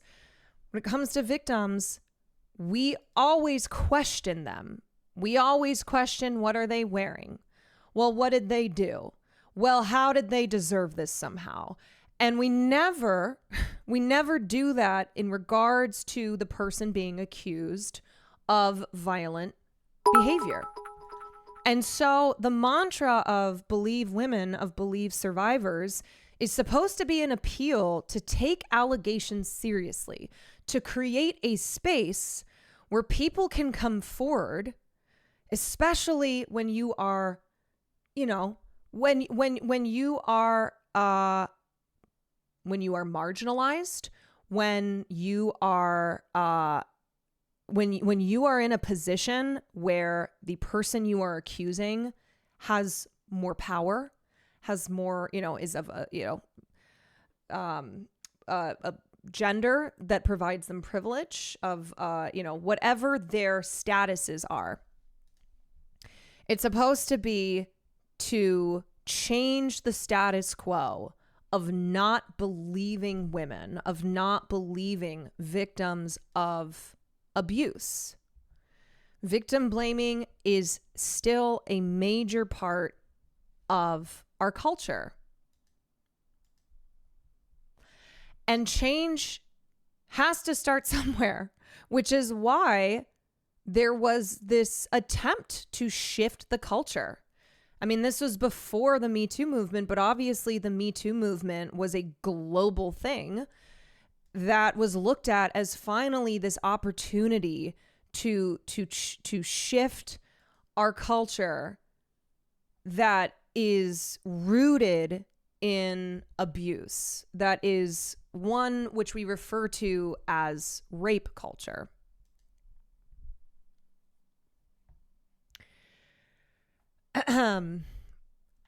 And so, I guess I just, you know, a reminder here that believing victims is a reminder itself to push back against a culture in which people who come forward about their experiences with sexual misconduct are not just automatically disbelieved. I just waited to see what was going on early during it happening. There's literally no need to run defense for strangers accused. And that's okay. It's okay to sit back and be like, let me see, you know, let me wait for more to come out here when you start seeing stuff. But what happens instead is people automatically run defense because they want it to be true, because because that's so normal, and they don't even recognize when they're doing it. And they have, as I said, like no problem if it's somebody whose politics they find abhorrent, who they believe to be a morally bad person because their politics are immoral, but then they can't recognize that they are engaging in, you know, the dismissal of taking allegations seriously when those allegations are against someone that they like, when it's against one of their faves. That's what happens. Also, let me thank everyone who's, hold on a second. Sorry, I know I've been like, I know I've been ranting. Pinochet, Pepe, Maggie, Chickle, Be Still Refine, Gianadon, Filibuster. Thank you all. No, this is a good rant. I know. I just have to like take a little break because I'm going to combust. I'm going to fucking combust. I am. And I want to read some of your comments here. I want to extend this lesson from South Asia. This is a cautionary tale about what happens when the left is allowed to be an elite man's club. The left in South Asia has failed its people because it was simply allowed to become an upper class and caste structure. The reason behind the failure is the lack of intersectionality and the refusal to listen to the voices of the oppressed. The left doesn't pick women up. They might as well be a social minority all over the planet. Yeah, we can't like justify... We can't justify like hetero cis white men being the faces and the voices on the left that are the dominant ones, because we would then be ignoring the fact that like that is what leads to that's what leads to harm being committed on the left when we like don't take into account that then creates an environment where where racism, misogyny, these bigotries that exist are dismissed. Like the seriousness is diminished because, well, we don't want to, we don't want to bring down, we don't want to like shine a negative light on this kind of stuff because it's bad for the cause. And it's like, well, maybe the cause needs to center itself around intersectionality. Maybe we need to be uplifting and putting people, into positions of power who are not just all cut from the same sheet.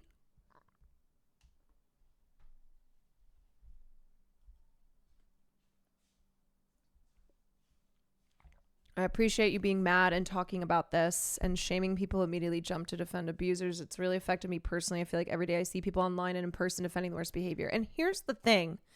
If we can't trust our communities on the left to be spaces where we can address this stuff, then how the fuck are we ever going to fix anything?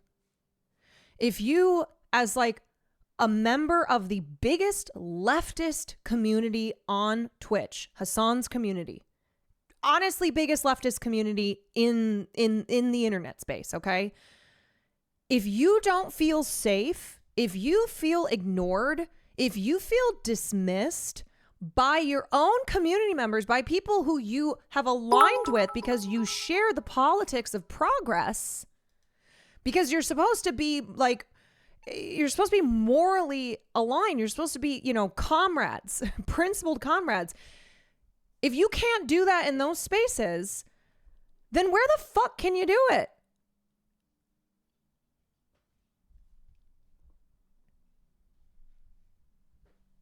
And please know that when you wave away transphobia, when you wave away misogyny, when you're like, whatever, you make excuses for that stuff because, there's more important things. We got to take down capitalism. We got to fix class inequality. Right? Like, when you do that, the message that you are sending, the people around you who are being hurt by these things, it sucks. It makes you feel like, well, what's the fucking point? You don't recognize that this is all part of the fight, that these are like systemic issues that also as individuals we have to be accountable for our behavior, because I think that's what happens is like, leftist guys who are engaging in abusive behavior, they will talk about abuse, they will talk about misogyny as like this systemic thing, and they won't see it as, individuals are absolutely capable and not just capable, but enact on that capability. And so it's something that, like, as an individual, you have a personal responsibility too.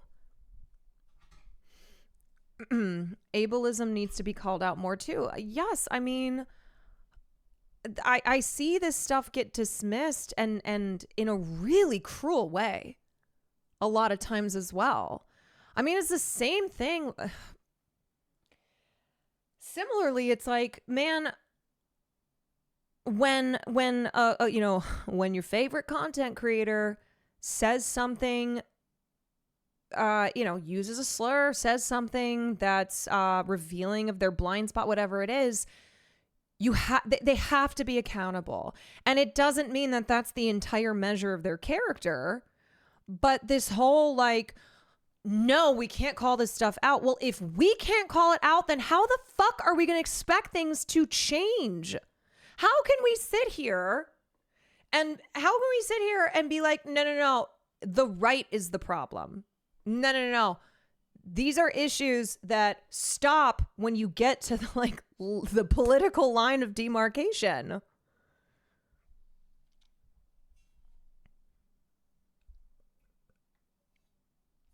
Natalie, thank you for the 5 gifted subs.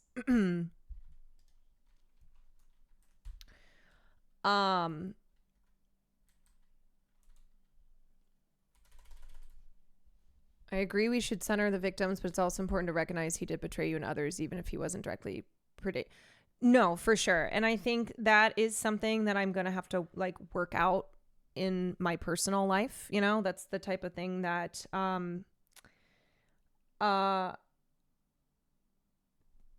frankly, I'm kind of sitting there and looking back on stuff and seeing it through a different lens. It sucks. I just, at this time, that's something where I appreciate y'all. I appreciate that sentiment, but also just for the purpose of talking about it here, I don't want to make this about me, and I don't want to make this about the people that knew him but weren't directly harmed by him, because I do also just feel sensitive about the fact that victims are always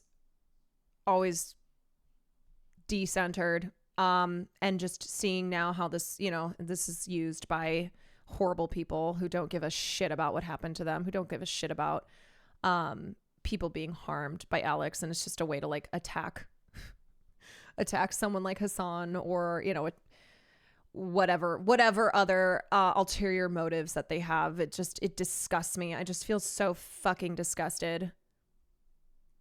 I feel really disgusted.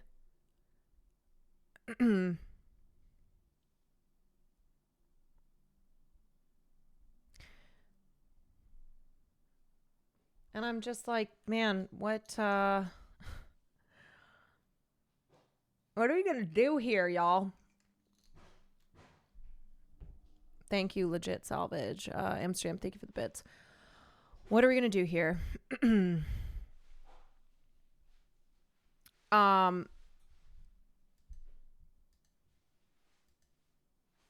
Yeah, I'll also y'all for things about Hassan, those are things that they have to be addressed to him. It has to be addressed in Hassan's community. Obviously there's an adjacent, people on leftist Twitter are in multiple communities, but I just want to be clear too that I don't speak for him, and the issues in his, we are not Hassan's keeper. And these are things that I mention the community because a lot of people who were sharing their experiences were from that community. And then similarly, those who were rejecting that, who were dismissing them, were also in the community. And because too, it is the biggest leftist community. And so I am asking, this is yet again another plea for people who are maybe in both communities, or any, if you're listening to this, we have to do better. We have to be better. And if we can't be, if this is how we are, then how are these systemic changes gonna happen? If we're not taking personal, if we're not taking account of our own lives, our own beliefs, then how do we expect others to?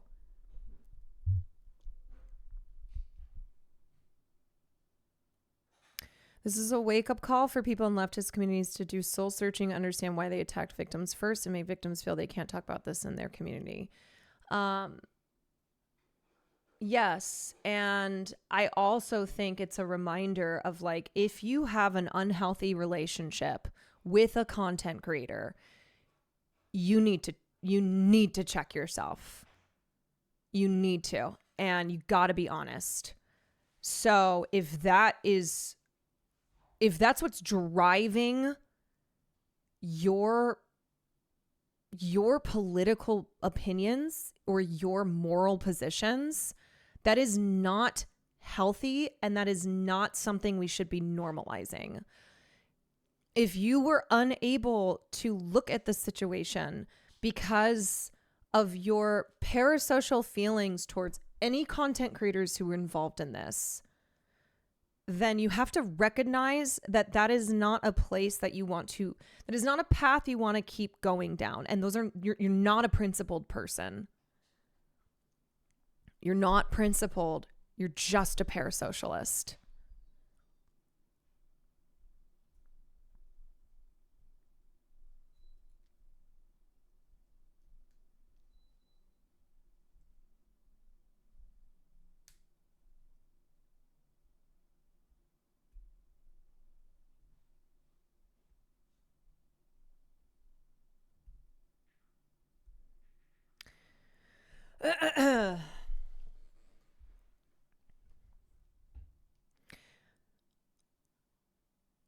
And I think too, look, I know I know the accusations of grifting to the left are very silly and often disingenuous, and you just simply cannot grift to the left in the way that you can grift to the right, given the lack of infrastructure and money on the left in the way there is on the right. However, I think what is true is that there are leftists who care more about internet fame and clout than they do actually espousing the beliefs of the left.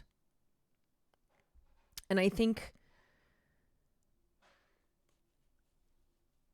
this is unfortunately just something that is a part of the content space overall, that what can happen is this desire for validation, for clout, for, the doors that can open when you have a big enough following, when you have when you've got enough juice, that can come to dominate somebody's motivations. And that's where also we can run into problems.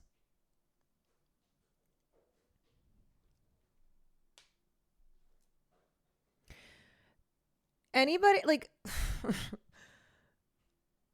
it's a weird thing to have any type of celebrity nature around politics, and it happens, and it's not always something like you can control, but there is something that I think, being on the left, you do have to be checking yourself, because there's something that kind of feels like almost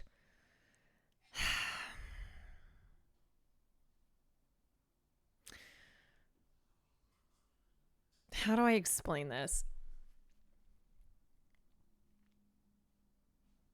So I think the problem is the way that we treat celebrities. Okay, our celebrity culture.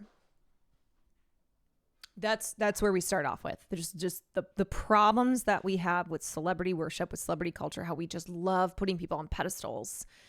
And then we treat celebrities really weird. And so when somebody becomes a celebrity because of politics, starts getting into this tricky, strange territory. You know, it's like one thing to become famous, to become known, to become a celebrity because you make great music, because you're on a popular television show, because you've produced something, you know, of art that just that just a lot of people love you for that. They love what you have created for them. But that starts, you know, in this world where now like anybody can be a celebrity and people can become celebrities for anything. And it becomes, you know, that's been assisted by the internet. I think as a leftist, you kind of have to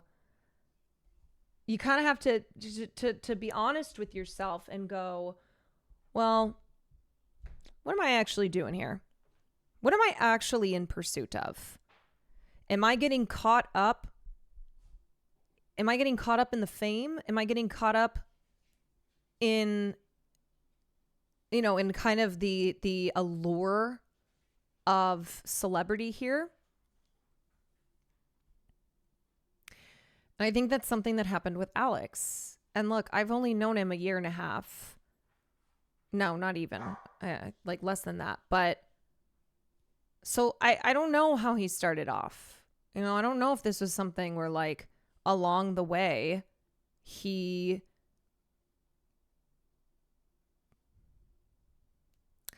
like the politics of it all became a way to, you know, to gain fame. And then as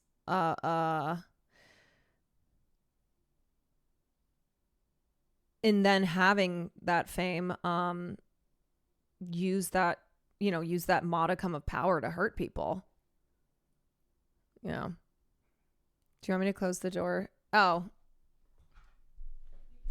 Hi. I don't even know if I realized you were here. Oh, yeah. I'm like cooking chicken, but like if you want to close the door. Have you heard me ranting? Yeah, I'm listening to stream. Yeah. I also messaged Will because I couldn't find the kitchen light. Oh shit. So I was like trying all the lights and you were like talking about stuff and I was like, I don't want to bother right now because so I messaged you. I was like, where's the light? That's so funny. No, I'm gonna leave it open because I get so hot. If you don't mind. If it gets loud, like just close it out. No, that's okay. If it gets too loud. Okay, food in 1 hour. Yeah, sorry. Here's a cry moment. Crumpets, thank you for the gifted. 13 long sleeves, thank you. Liminalist, thank you for the prime. Ugh. And like I said, you know, I just wanted to mourn the sweetest girl in the world. I just wanted to do that. But unfortunately, no. Because humans, unlike dogs, will do some real fucked up shit.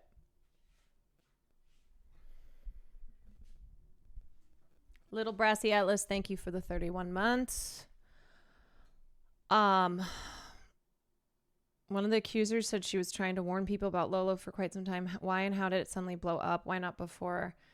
You know, it's one of those things that sometimes it just takes one post online to break the dam, and then a lot of people, you know, start sharing their stories. It reaches a tipping point. But also, as I mentioned, because it seems as if people who tried to say something in the past, they just kind of got drowned out. You know, they got dismissed. I think too, because of the culture of fear, of backlash, if you do say something, or maybe you start to, you try to speak and you're silenced. So, easiest step ever. Thank you for this important conversation. Not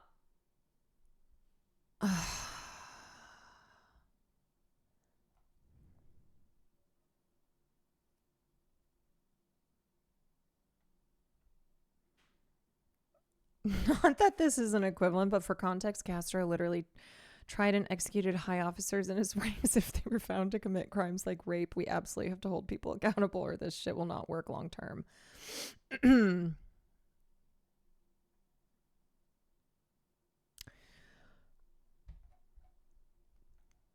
Anyway, this is not this is not a new issue. This is not a new issue. If you read anything by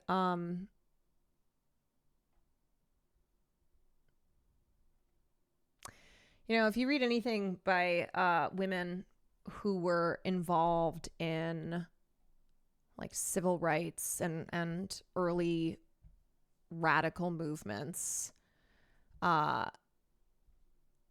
talk about what it is that they had to deal with and the sacrifices that they were expected to make in order to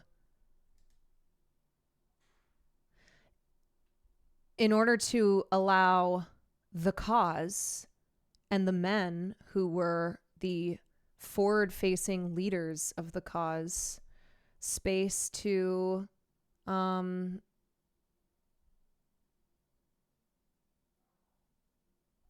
to basically do things the way that they wanted to. And I think one thing I always look at is like the fact that we have these conversations often, that we name our experiences, that we call out, these harms and we call for our communities to be better. Like that is definitely a sign of progress. You talk to just in my own life, older women that I talk to and how they weren't having these conversations. They didn't feel like they could say anything. It felt like this is just how it goes. And in order to survive, you just have to shut up. So it's good. It's good that we recognize this and that, this is something where in our individual lives, we have to push ourselves to be better. We can't just identify everything as like, oh, that's just a systemic problem, nothing to do here. This is also a matter of individual behavior. And holding the people in our communities, holding one another accountable. I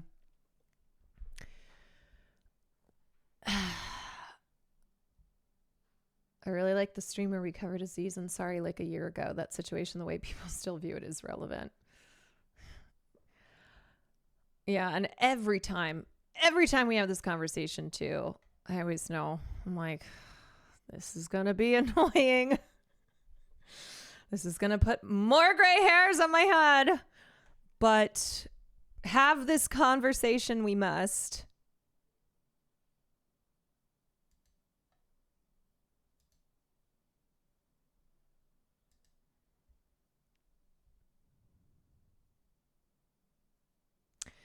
Kind of bad time for this kind of standpoint theory, but as a dude on the left, I only like having these conversations here and in other feminine spaces so I can learn from women how to handle these things better. And look, it's not to say that like women don't engage in misogyny as well. We see plenty of that. It's not to say that women are perfect unless these are the ladies that we're talking about. However, this is something that I talk about a lot, where I as a woman, and one who centers my content around my leftist politics, I do ask repeatedly that leftist Twitch viewers don't just listen to men and don't just listen to straight men on these issues. In the same way that I would say, please listen to queer voices, please elevate, and like, you know, don't just don't just be engaging with cis people on trans issues. And I think what can happen is when you only are listening to someone who doesn't have that lived experience, like that's not their day-to-day life, and that can result in having blind spots, then it also creates blind spots in you, or it can worsen those blind spots. And it can also, with the kind of parasocial element of Twitch, it can also inadvertently create or justify your own bad behavior.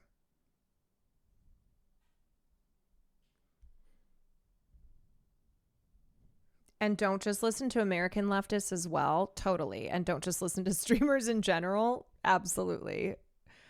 Yeah, I mean, this is something that I'm not a person who expects perfection, because I am not a perfect person. But I am very adamant that for the men in my life, they do not speak over me in talking about my experiences and the experience of other women. And if that ever happens, then I will shut that shit down. I will never have straight men speak for me in the same way that, a member of any oppressed group should not have to have a member of the in-group be speaking for them and only have people listening to them. And now I would never say go, there are, of course, women out there who I'm like, no, they are bad role models. Those are not women that you should be being informed by. Namely, someone like Candace Owens, okay? I talk about her all the time. She has a huge platform. She has big reach. And she is very harmful. So, no, I don't think it's just something of like, oh, well, that's a woman, so Caroline told me to listen to her, and now I'm saying the same shit that she is. And a lot of times what will happen is those women will be tokenized. Those women will be uplifted in these spaces because they're saying the shit that is reinforcing these really harmful systemic the systemic abuse. And so when you have the token woman who's like, yeah, it's great, then yeah, she's going to be lifted up. She's going to be treated in a way that someone like me, who is not going to be a patsy or a pawn for misogyny, is not, I'm not going to be lifted up that same way.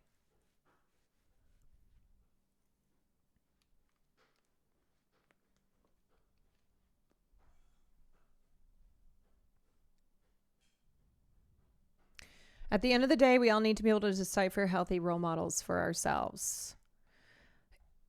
Yes. So, you know, the most I can do is I know who I am. I know the things that I believe in, and I try and live the best that I can in upholding, in you know, being consistent and having a moral compass that I am consistent with. And so for me, it's like I feel very strongly in saying that I am I'm a woman creator who tries very hard to create a space for all people, but especially for women who I know maybe don't feel like you have spaces elsewhere. Maybe you only feel like your options are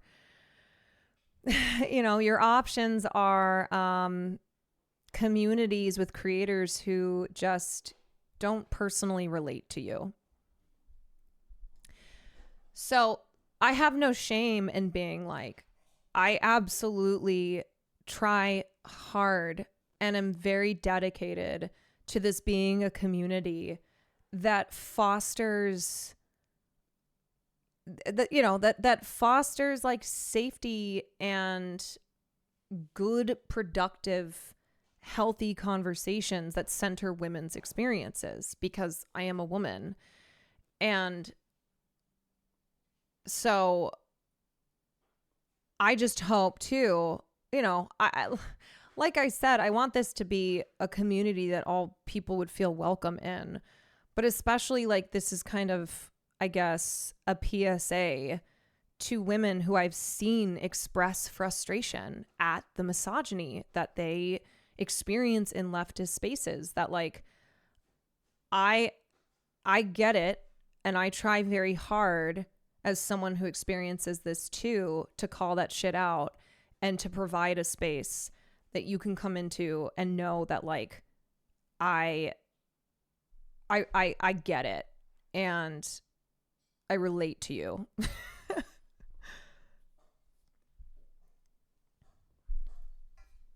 Cheers.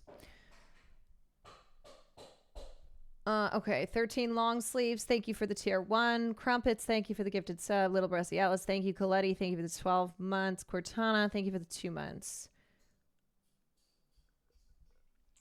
Do you know any vids you could recommend us as to watch on how to be respectful of streamers and not go down the parasocial road? What's the Ludwig one? I'm not your friend. Any videos?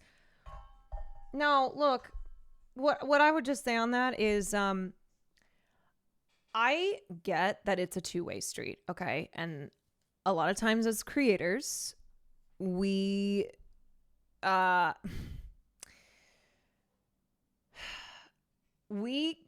creators can be parasocial or like foster that with their communities as well. And it's not to say that like all parasociality is like bad across the board.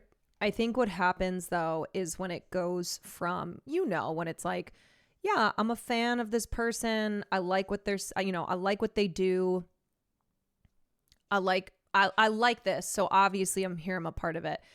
To like when you pass the point of it being normal and healthy, and especially with political viewers, you have to really be careful, because I get that you can feel this like attachment and this, it's like these are things, this stuff is so important, and it's if it's it's hard out here and there's not a lot of us, and so somebody who's like saying those same things, you can feel grateful for, you can feel attached to, but then it can lead to a point where you are only caring about things and only repeating what someone is saying because that is the only opinion to you that matters then. So you just want to, it's just a caution against having an unhealthy obsession with a political creator to the point that you're unable to see them critically at all. Okay. So like if somebody levels criticism at them that's fair, then you like cannot handle it. You reject it, like unable to find fault whatsoever, not holding them accountable.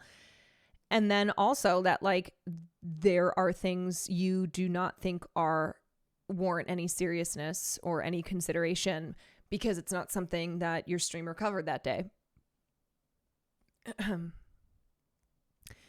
Not a political streamer, but Vanilla Mace just had a lecture chat on not being parasocial with her. Yes, I know she's had some issues. Josh, I imagine all my streamers calling me slurs every now and then. It snaps me out of it, keeps me on my toes. You're like, okay, yep, nope, I get it. I understand.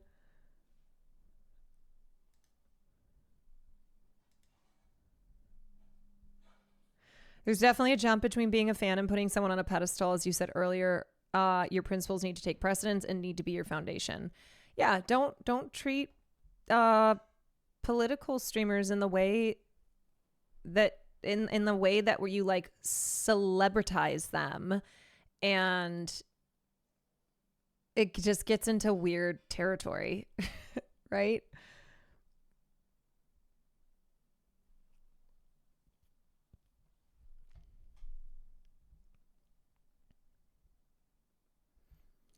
Also, probably a good idea to not take the persona your favorite creator exhibits on screen as the real them. Yeah, I mean, there's just always you see what you are allowed to see, I guess, even people who are public facing, who have public lives, have private lives as well. And it's just a reminder that you don't know what's going on in people's private lives. So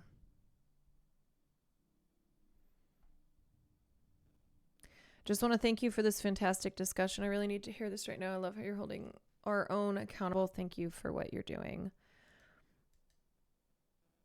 You're welcome. And I'll say again that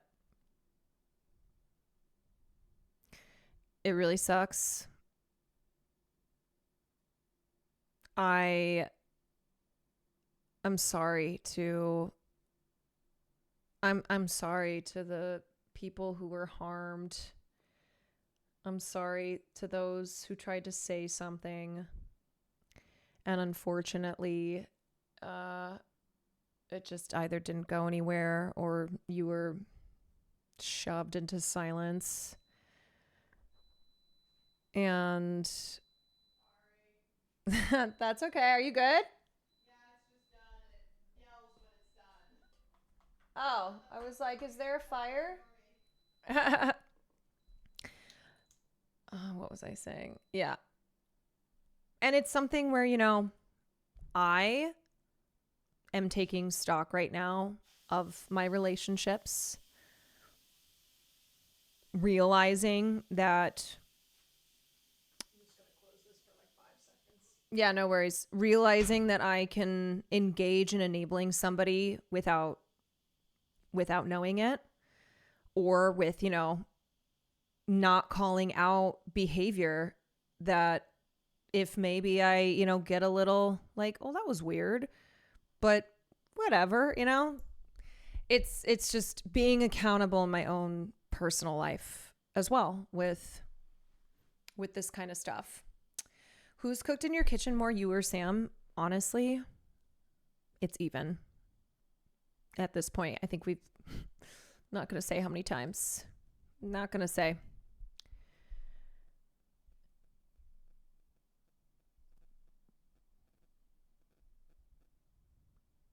So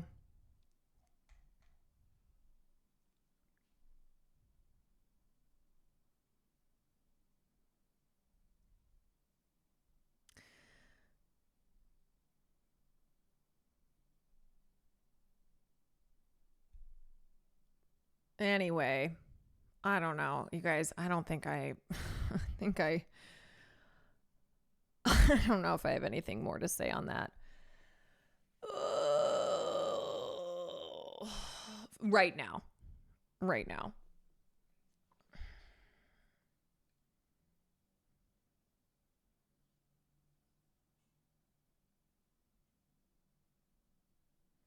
Yeah, I just feel tired, man. Okay, so I linked to this earlier, not realizing we were transitioning from one bad topic to another, but now I think I got the timing right. Wait, what is this?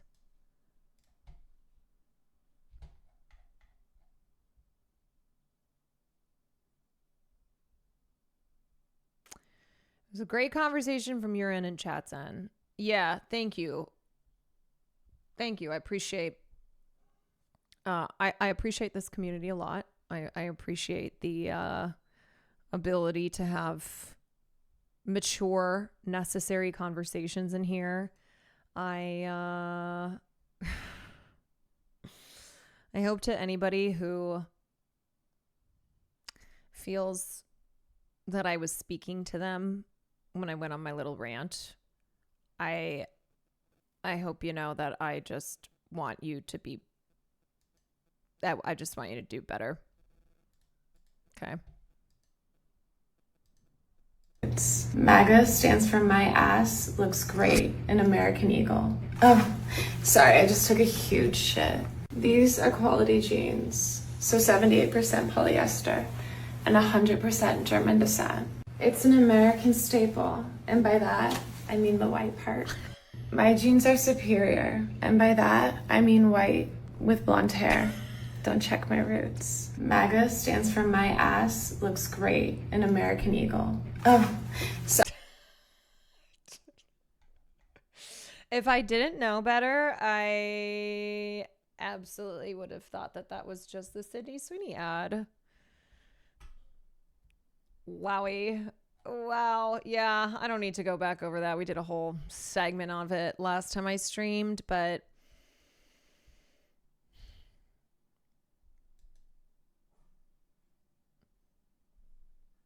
Sydney, you know what, girl? You used to do prestige TV. I saw some. I forgot she was on. I forgot she was on. Oh, what was that show? The one with Amy Adams. Sharp Objects. Yeah. I'm like, what happened? What's going on? Sydney, do better. The theme of today is everyone just do better. Just do better. Imitation Brand, thank you for the 7 months.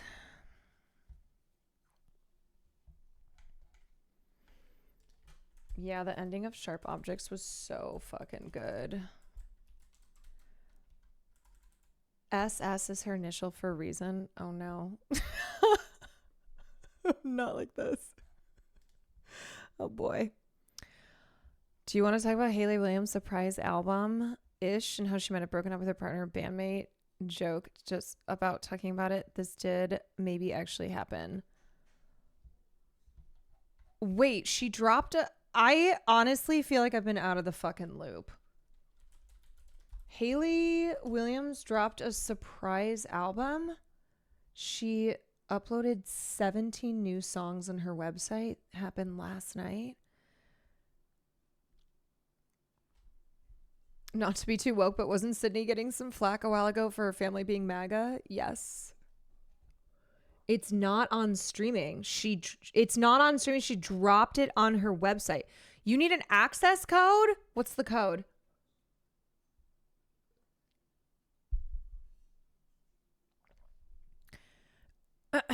Submit the exclusive good die. Is it 6969? No, that's invalid. Okay. Hold on. Sydney, no. Sydney, no. What the heck? Oh my God, this looks old school. This is a throwback. This is kind of what my desktop looks like. It just has stuff all over the place. Wait, this is so sick. Okay, give me what's have you listened to all the songs yet? The background's a doggy. I just noticed that. Oh, that's so sweet. Okay. What's one that you recommend? Early aughts vibes, straight up. Oh my god, I love this. I love it. Disappearing Man is ruining lives. Okay, let me listen. Disappearing Man. There we go.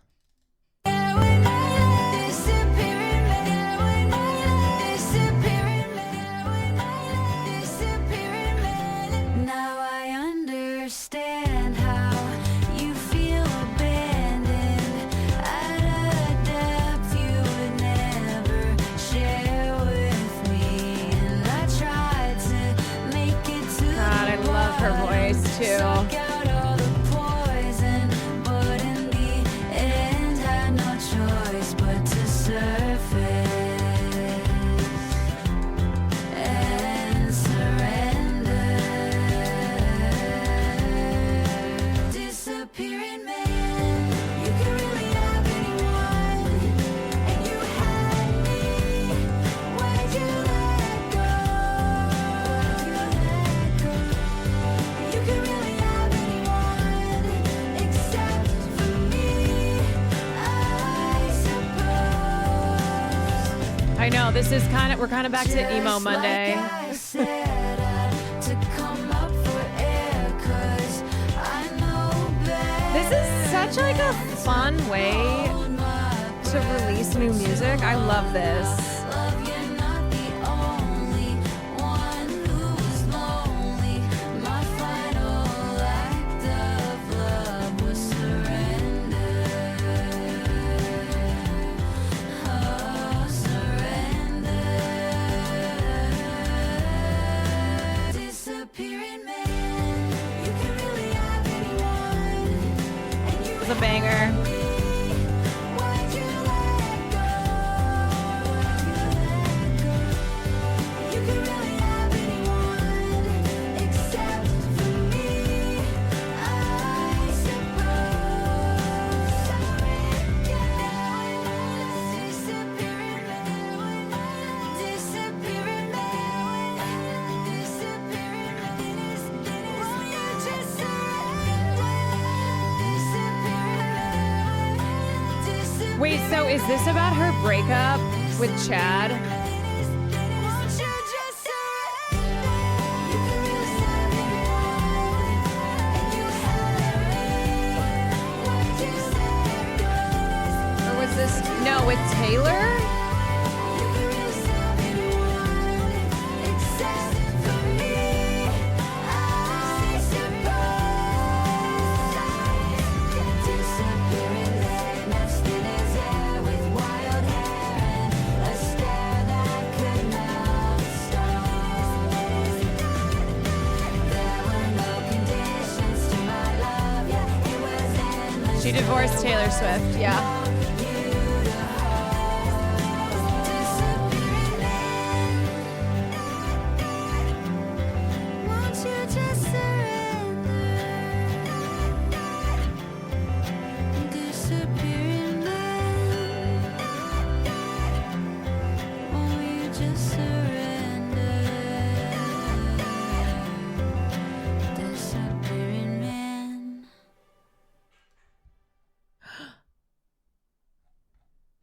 Like, here's the thing, okay?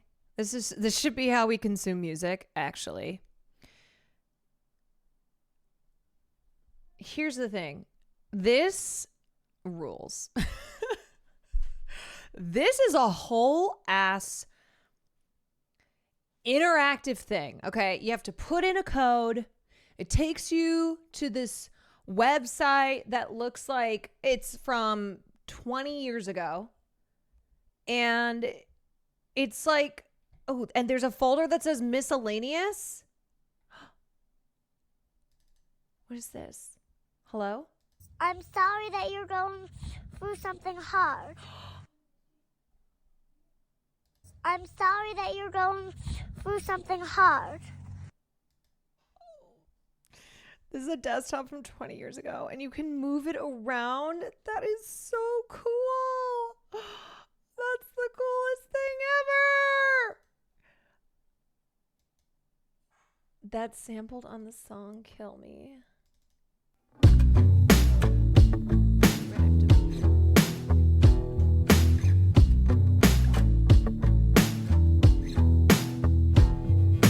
Eldest daughters never miss their chances to learn the hardest lessons again and again. Carrying my mother's torment. I think I'm where the bloodline ends. I'll never do the right thing again. Go ahead and kill me. Can't get much stronger. Find another soldier, another soldier. Go ahead and kill me. Can't get much stronger. Find another soldier, another soldier. Eldest daughter comes to stop the cycle. A job you never asked for is paying in dust. Cadenza, thank you for the 21 months. Your mother's torment. Save yourself or make room for us. 'Cause either way we live in your blood. Go ahead and kill me. Can't get much stronger. Okay, I'm not an eldest daughter, but honestly, shout out to the eldest daughters. Shout out to the eldest daughters. I am second eldest daughter. Find another soldier, another soldier. Go ahead and kill me. Can't get much stronger. Find another soldier, another soldier.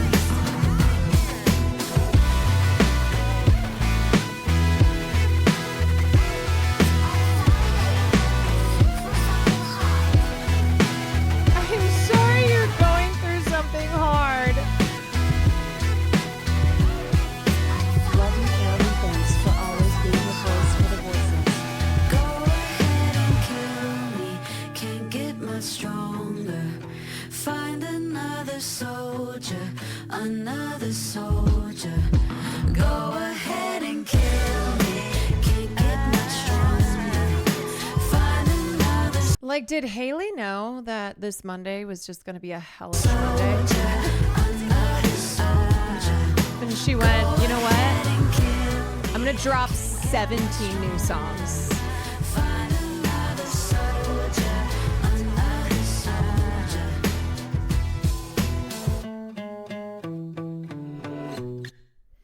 Who is this? This is Haley Williams of Paramore. She released 17 songs, but it's on this website. So didn't put it on like Spotify or anything. Play disco. Okay.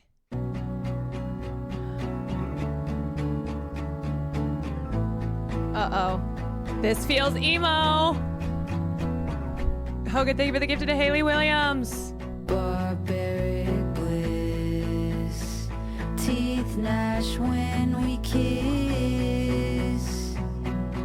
No wound to lick, 'cause the hurt is hidden. Don't you miss when I used to smile? Blood on my lips, you start to cry. Barbaric bliss. What happens if you try and drag one of those? The hurt is hidden. You and me, baby, ain't nothing but mammals. So let's do it like they do on the Discovery Channel. You and me, baby, ain't nothing but mammals. So let's do it like they do on the Discovery Channel.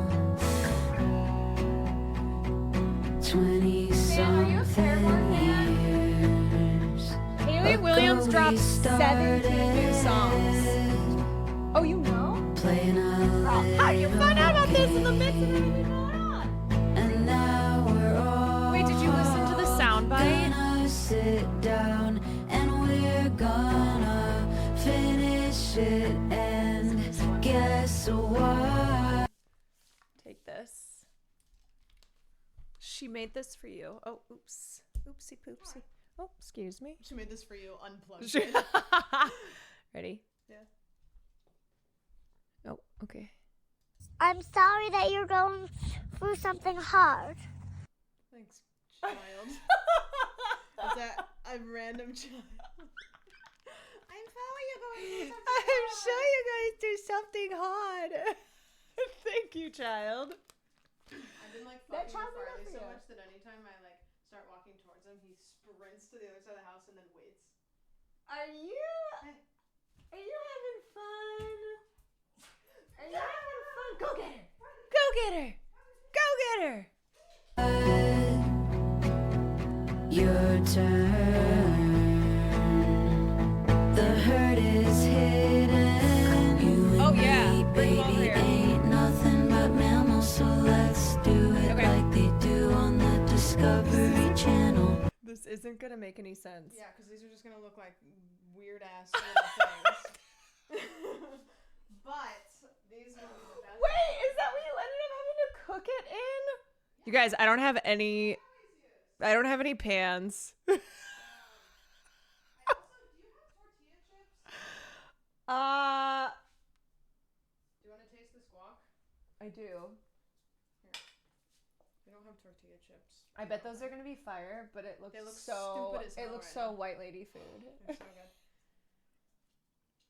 Mmm. You're like, That's good. That's Yeah. good guac. yep. It's gonna be so good. Chat's gonna see them after they're done and be like, And be like, okay, all right, I fuck with that. Farley, come here. Come here. Let's be You emo. and me, baby, ain't nothing but mammals, so let's do it like they do on the Discovery Channel. Let's be emo. I can't hear you keep ripping Yes. me open. Yes. I can't feel I you know, keep I ripping me open. No, you have to stay. No, you can't. You said we shouldn't eat. I can't hear you keep ripping me open. You said we shouldn't eat. I can't feel you keep ripping me open. You and me, baby, ain't nothing but mammals, so let's do it like they do on the Discovery Channel. You and me, baby, ain't nothing but mammals, so let's do it like they do on the Discovery Channel. You and me, baby, ain't nothing but mammals, so let's do it like they do on the Discovery Channel. You and me, baby, ain't nothing but mammals. I like that every song so far has felt like they do different. on the Discovery Channel.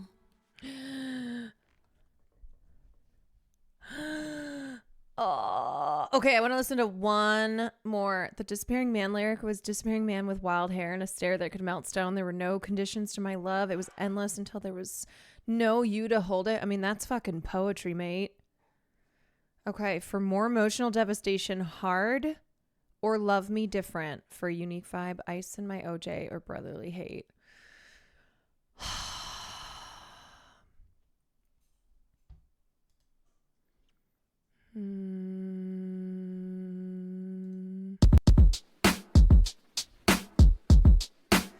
The way you held my face, I swear I softened for the very first time in my life.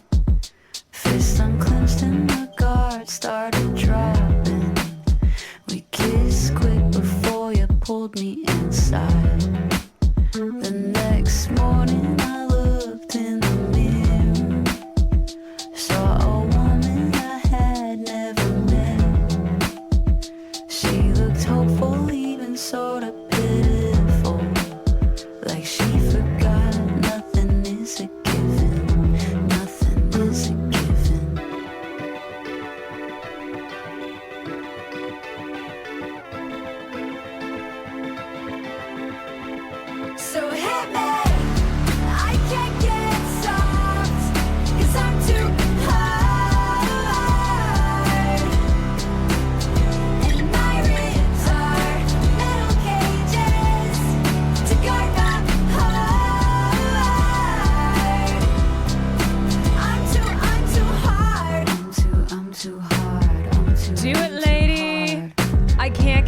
'Cause I'm too hard is insane. Too hard. I got married once in combat losing. Only listen to testosterone music. I had to kill my feminine just to do it. To get to you, I had to go through it. So hit me. I can't get soft, 'cause I'm too hard. Do it, lady. Metal cages to guard the heart. I'm too hard. Always ready for the You smoke too tough. You swag too different. You bitch too bad. They'll kill you.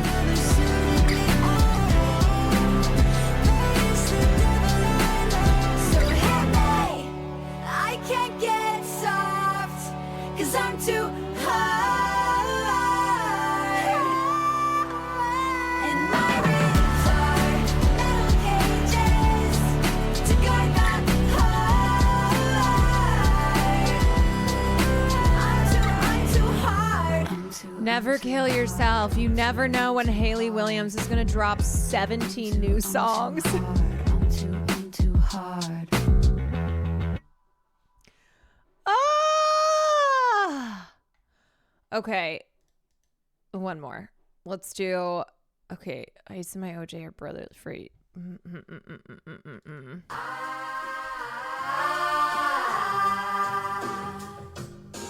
But one of the songs is Kill Me.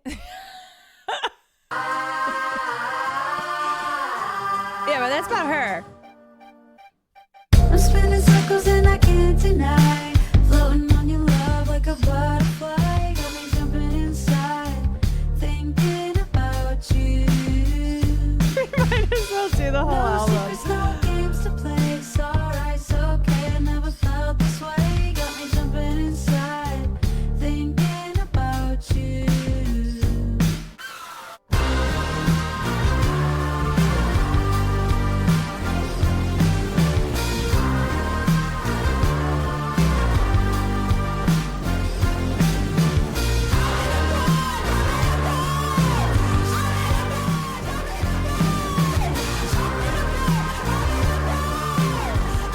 You know what? It feels like she made the album. I mean, I don't even know if she's calling this an album. But it's like she did everything she wanted to do. That I made rich. Might go This also feels like careful, I don't take you with me. the only thing missing is a track order. Circles and I can't deny. Floating on your love like a butterfly. Got me jumping inside. I kind of like though. Thinking about you. I like that there's no order. I like that it's just, I don't know, listen to whatever. Never felt this way. Got me jumping inside. This is called an emotional spread. Yeah, I mean, there's like, it's giving pop, it's giving indie rock, it's giving folk. It's giving it all.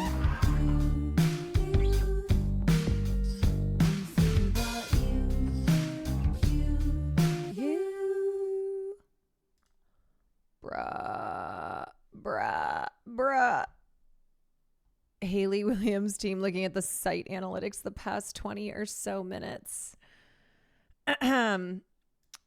Yeah, she's really that girl. Hayley.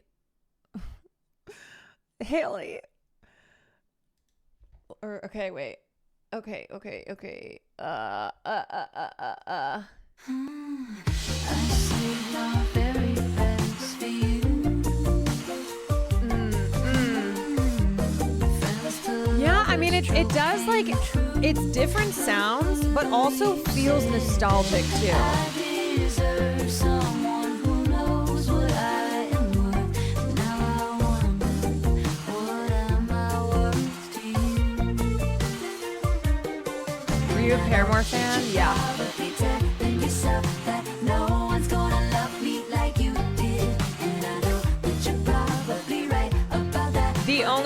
Prescription is still, I think, one of the greatest songs of all time.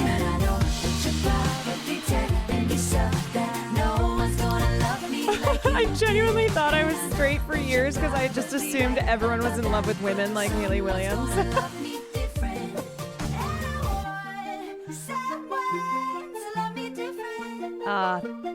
This is one of my faves so far.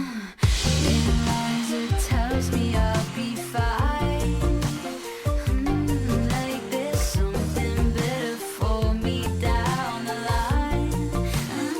But nothing could compare to the potential greatest love of all time. The pleasure and the agony's all mine.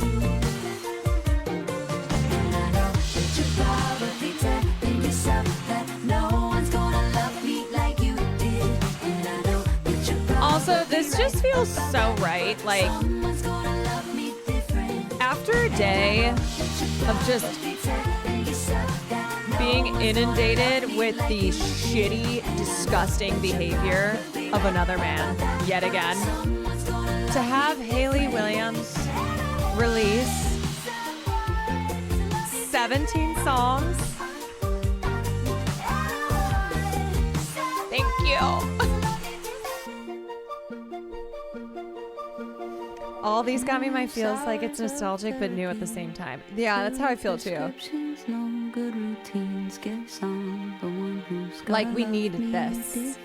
We needed this. And they're scrolling up to 3. Alex reads tarot, reads the shit out of me. Now I'm the one who's gotta love me differently.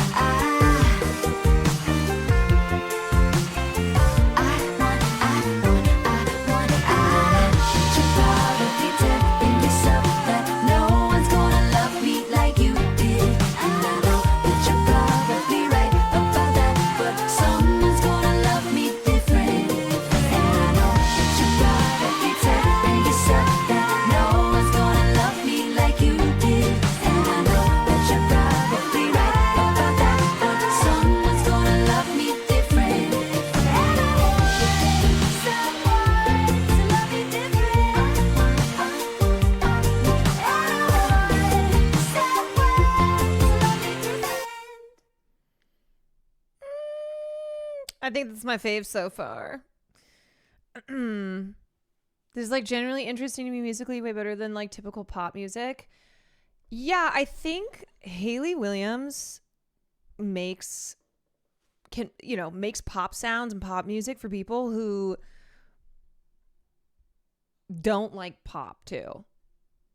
She's an artist where it's like, oh, you're kind of not into the really like commercial pop sound. Current pop isn't for you. Well, here you go. She's also free from her label now. Oh, I mean, this feels like a free artist. I just want to hear her flex those vocals because her fucking ass sang. Oh, dude, she can fucking belt too. She's so good, and she's so good live. The people are saying Murtaugh Sabine. Huh? So true.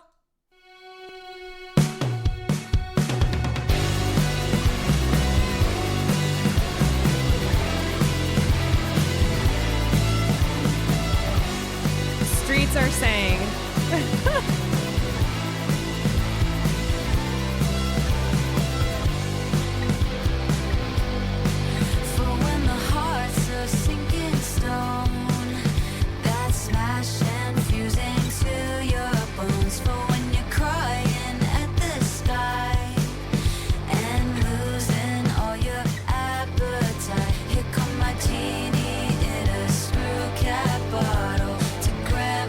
Temporary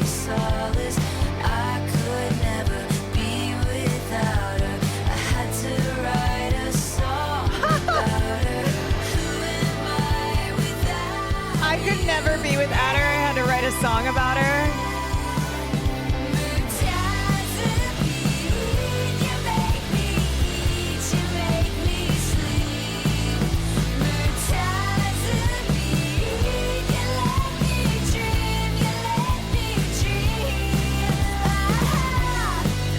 There is an order according to Reddit posts. I kind of like just the free discovery.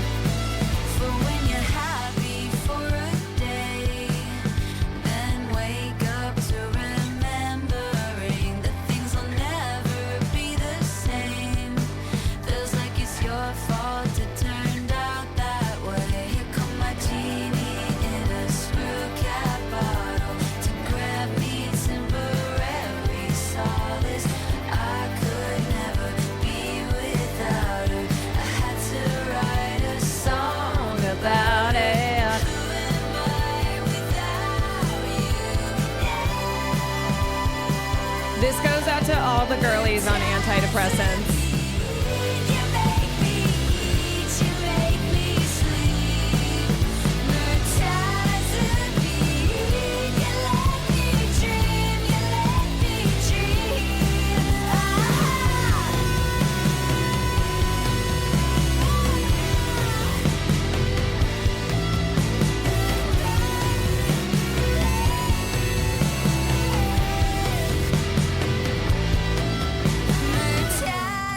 Murtazapine, This also feels like a movie soundtrack. Yeah, it definitely feels like something from like it feels like some 90s rom-com, like indie drama or like early 2000s.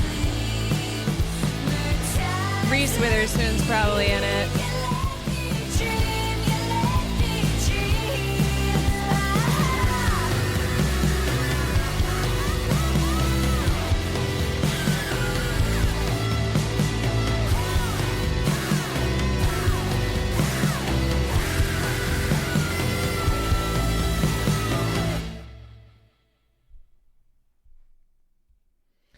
Who would have thought a song dedicated to an antidepressant would hit that hard? Have you listened to Preacher's Daughter by Ethel Cain? Of course. Yes, absolutely. Wallaby Beatles, thank you for the 21 months. Brial Double X, thank you for the 2 months. Okay, wait. What was the other one that didn't know the girly Haley was going through it? I feel like she's been way more open recently too about all the shit that she's had to go through. Brotherly hate. Yeah, I think that was the one. Where is it? Here we go. Brotherly love, brotherly hate. Don't it sometimes feel like the same thing? However you bend, however you sway, furious roots just won't give way. Did you see Ana de Armas like the post shading Nicole Kidman? What? I've been laid out on your limbs, carved my name into every one of them. No, please don't fall, please don't break, please stay strong for all of our sakes. Are you Siamese twins? Are you headed to waste? Just asking for a friend. You can make each other small or make each other Wait, great. send that to me, If you Madeline. think that you could give more than you could take. Nick your head. Almost got me. Spit into it, shake hands. Okay, I fucking love this. Brotherly love, brotherly hate. Don't it sometimes feel like the same thing? However you bend, however you sway, furious roots just won't give way.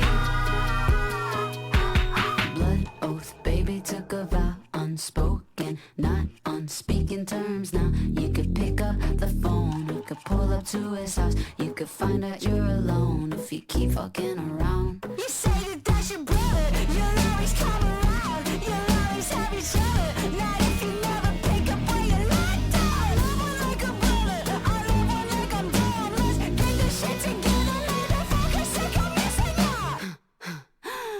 Brotherly love, I mean, talking generational talent here. feel like the same thing. I'm surprised the album so far all slaps. I find most albums for most people end up being like 1 or 2 bangers and the rest are like eh. Furious roots just That's because we're talking about Haley Williams.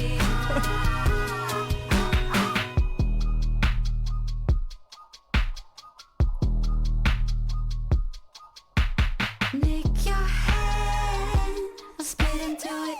Shake hands, that's how you do it. Nick your hand, I'll spit Is this her into it. Stevie Nicks night after Fleetwood with better production value? That's how you I think this is her like haters said like your solo pursuit will make you miss Paramore. Will make everyone miss Paramore. And Haley was like,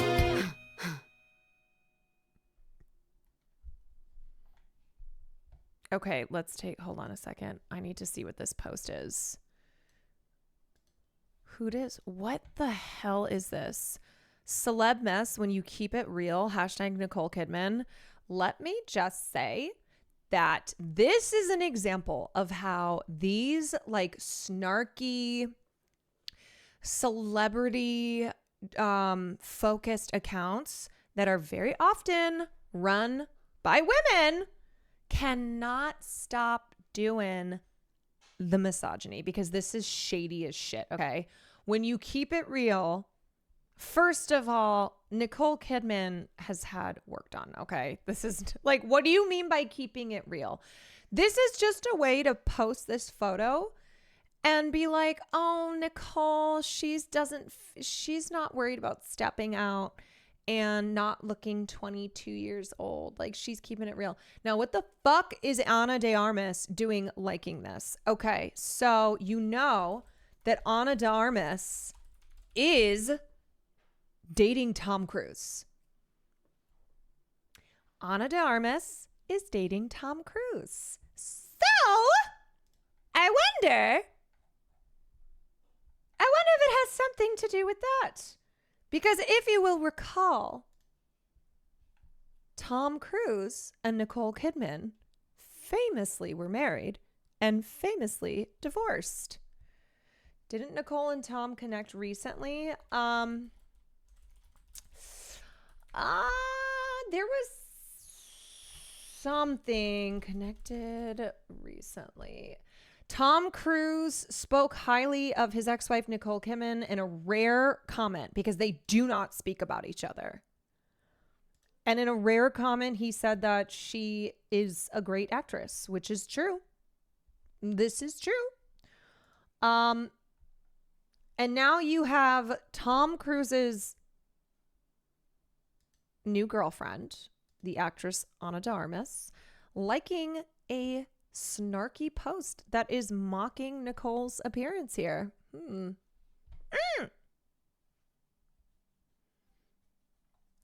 I able to put a recording of me watching this moment of your stream on a TikTok, or is this album still more private? I literally will not post if you say not to. I wouldn't put the song in it either. Probably don't.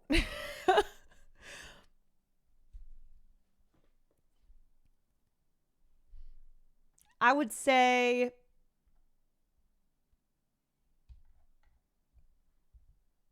yeah. Well, I don't, you know what? Fuck it. Actually, if you want to, that's fine. I don't know. How do you know all this news, lady? Because unfortunately, I know a lot of things that are not of crucial importance. Although I guess you may, I guess that is subjective. Maybe you think that these facts I have in my brain relating to Tom Cruise and Nicole Kidman is of the utmost importance. I am burdened with pop culture knowledge. But yeah, it's my job to know this stuff. This is crazy. Who does she think she is? Who does she think she is? Also, can we stop with the you know how we've been talking about misogyny today and how I said, yeah, let's not pretend though that women aren't also doing it. Okay. A lot of these snark accounts in the celebrity world, ones that will post like, what did she get done? And love to just speculate over women's faces and bodies and like participate in the equal shaming of women for not getting stuff done, but then shaming them for getting work done. Ladies, do you understand that when you participate in this shit, it makes it worse for all of us? What are you doing? Also, Nicole's a beautiful woman. Nicole's a beautiful woman. She's like Nicole Kidman. She's almost 60 years old. Almost 60 years old. Like okay, I don't know if y'all saw this week, but there was like a Twitter thread that was going around recently, and it's like aged like fine wine, and it shows a picture of a celebrity while they're young, when they were young, and then when they're older. It was like all men, because again, men get to be praised for aging. Men often are attributed with compliments in the form of saying things like aged like fine wine. And for women, it's just saying really awful things about them. It's just being shitty.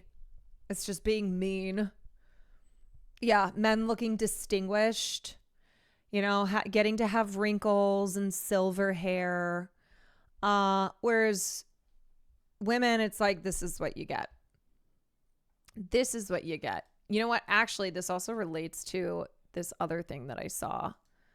This is really sad. Fathers, what is it? What is it? I just got a nose job, yeah? Okay, wait, hold on. What is it about South Asian families and mothers and fathers? What is it? What is it? I just got a nose job, yeah? Paid for it myself, yeah? Growing up, you know what they called me? Everybody in my family? Busting man.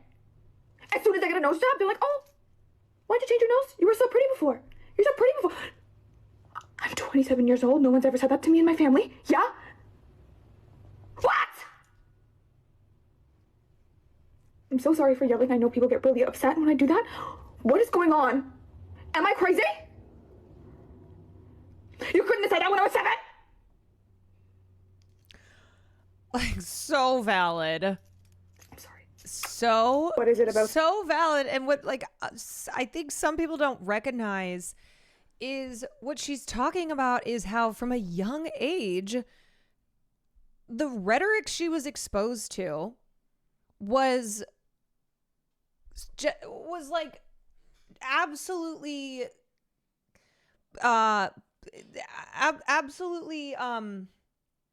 dehumanizing to her and forcing these beauty ideals on her at a very young age. So then when she got older and had years of feeling insecure and feeling like, oh, not only could I be prettier, but I should be prettier, and then finally did what she thought was going to produce that, and then it was like, oh, but you got work done? Because that's the thing. It's like pushing women into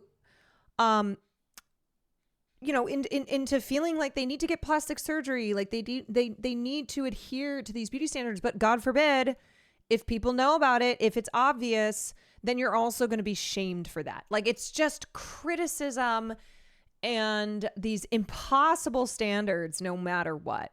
Does Haley have a song for this? Is there a song on the website about this?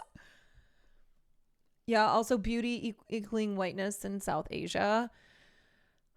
Yeah, I mean, just the amount of colorism and negative self-talk. Okay, let's listen to it. the amount of colorism and this, like, I remember when I would be praised and then I internalized this value in having eyelids. Like, because I don't have monolids, like I have, you know, smaller eyelids because I am of Asian ethnic descent. But it was like this thing that my own Asian family members would praise, was like, "Ooh, that's good. That's a good thing to have eyelids." And so I remember thinking, not only was it superior to have to have, you know, not monolid eyes, but that I even needed to have bigger eyes, to have bigger eyelids.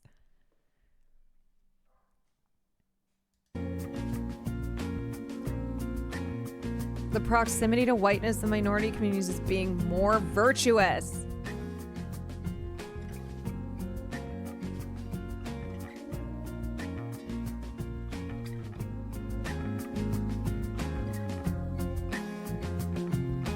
Negative self-talk,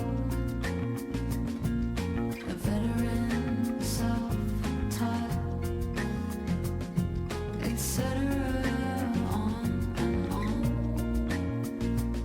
Sick of hearing myself talk. The long walk between the car and the house, I just sit behind the wheel till the battery runs out. Home is where we were loud. Used to sing down the hall to your signature sound. Now it's just so quiet. I hate this gorgeous house. Can hear my heartbeat over emptiness now. Chorus of my worst thoughts, drawing curtain shut as hope takes a bow. Now all I hear is self-talk. Yeah, all I hear is veteran self-talk. All I hear is on and on. All I hear is sick of hearing myself talk. I write like a volcano, projectile spewing out. Quiet minds, a loaded cannon. Who's it aimed at now? And the tip. I like how people are coming in here, like first time chatters who are obviously Haley Williams fans. They're like, I heard this is where you can get the access code. Tip of the iceberg. Turn I heard this is the place. around, let me thaw out. 'Cause all I hear is self-talk. Yeah, all I hear is self-talk. All I hear is on and on. All I hear is sick of hearing myself. Hey, y'all got the code?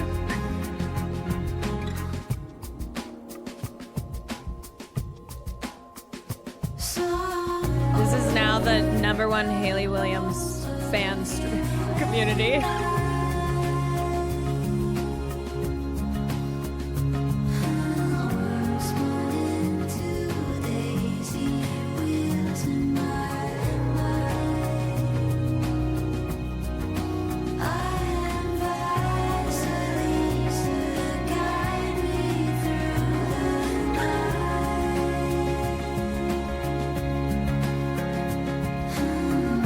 I'm gonna be so for real. I have loved this. I have loved all of it.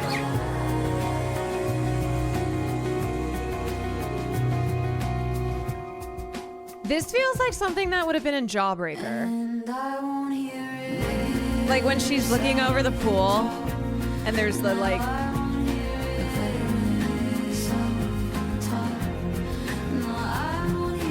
there's like the images of Liz, very dreamlike.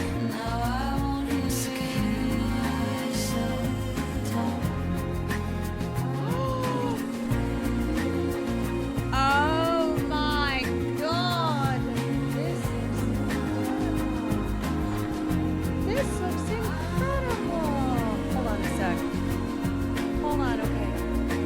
this. Yo, this album, or I guess 17 songs. I'm calling it an album.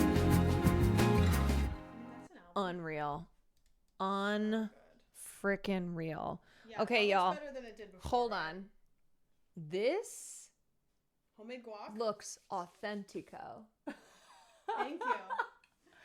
This looks authentic.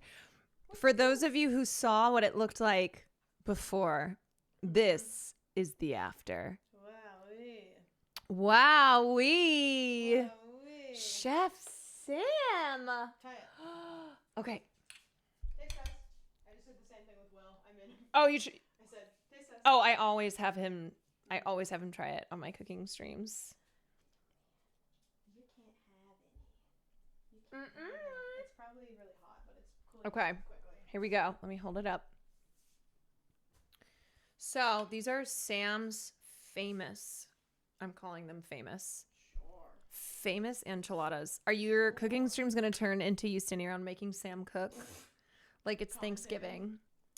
You know, now that's an idea. Now that's an idea. Okay. Here we go. Big ass bite. Let's get some of this guac. Oh yeah. Ooh. Messy bite. Ooh, it's a big ass bite. Friday, you already had a bite of chicken. Yum. There's did you put? Yeah, you did lime. Hooray! Friggin' fire, dude. Hooray! Freaking fire. Yeah, that was a humongo bite. Fire, dude. 10 out of 10. 10 out of 10 because it's also made with love.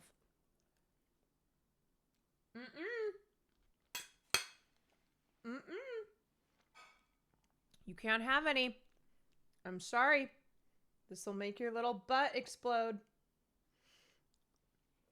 Muy authentico. Wow. Can she share the recipe? Gonna have to ask her. She may, but then she may have to kill you. Wait, EDAABP has slight shade to Jason Aldean. We think full title is Ego at a Bachelorette Party. Wait, what's her... Does she have a history with Jason Aldean? I mean, that guy fucking sucks, so I would get it if she was just like, no, he sucks. Okay.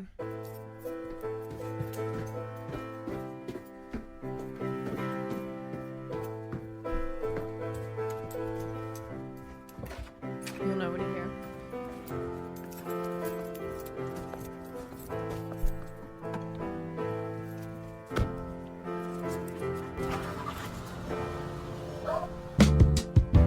I'll be the biggest star at this racist country singers bar. No, you This is absolutely about Jason Aldean. shooting for the moon. No use chasing waterfalls. I'm the biggest star at this racist country singers bar. No use shooting for the moon. No use chasing waterfalls. Can only go up from here. Can only go up from here. Try that in a small town. From here. Can only go up. Can only go up. Can only go up from here. Can only go up from here. Can only go up from here. Can only go up. Can only go up. I'll be the biggest star at this bachelorette party bar. No use shooting for the moon. No use chasing waterfalls. I'm the biggest star at this Wait, she's saying no use chasing waterfalls? It sounds like Jason. bachelorette party bar. No use shooting for the moon. No use chasing waterfalls. Can only go up from here. Can only go up from here. Can only go up from here.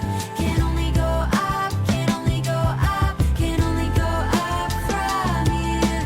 Can only go up from here. Can only go up from here. Can only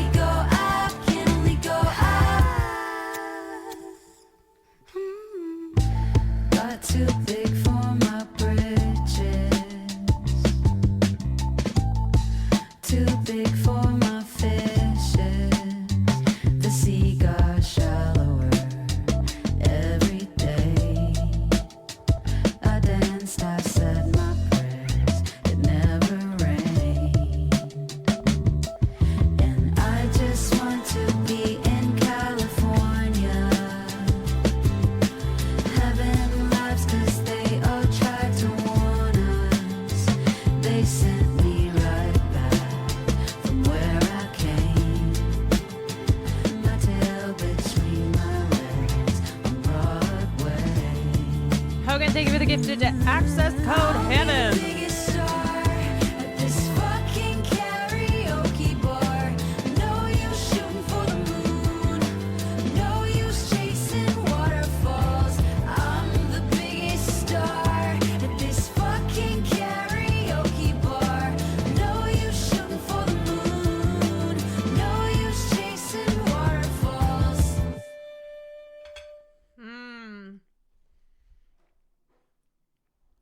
Nashville literally went from an amazing mixture of culture, sights, music to these assholes star opening bars that overserve have led to multiple deaths.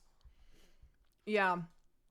A lot of like a lot of these jerks in music who have opened bars in Nashville and they're just out of control.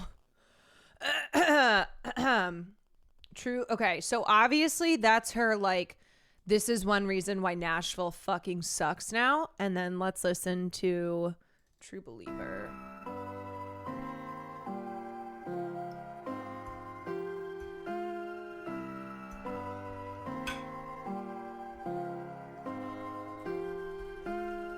Tourists stumble down Broadway. Cumberland keeps claiming bodies. Also, if you don't know, Haley like came up in the Nashville music scene. So like she is she moved to Tennessee when she was a teen, and Nashville was like really a big part of her coming up as an Best artist. memories were bought and then turned into apartments.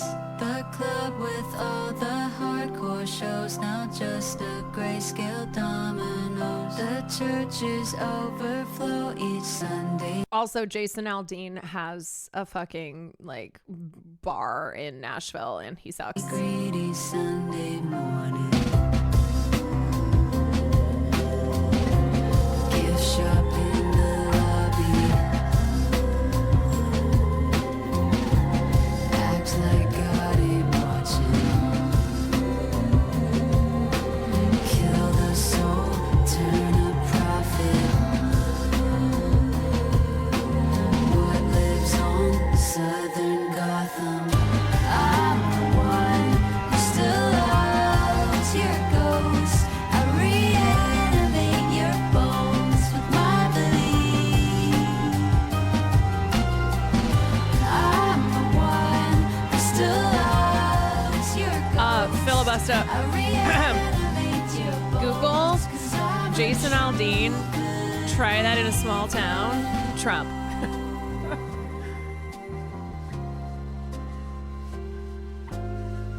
They put up chain link fences underneath the biggest bridges. They pose in Christmas cards with guns as big as all the Yes. children.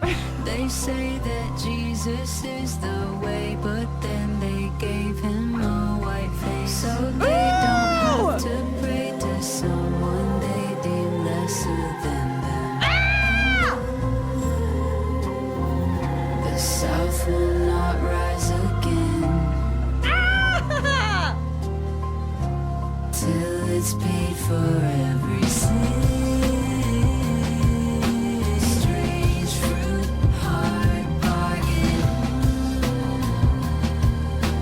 till the roots, Southern Gotham. I'm the one who still loves your ghost. I reanimate your bones with my belief. I'm the one who still loves your ghost. I reanimate your bones 'cause I'm a true believer. I'm the one who still loves your ghost. I reanimate your bones with my belief. I'm the one who still loves your ghost. I reanimate your bones 'cause I'm a true believer.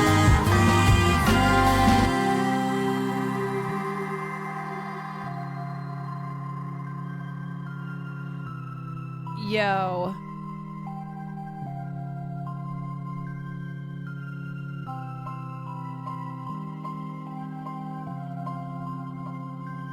Ruby, thank you for the gifted sub.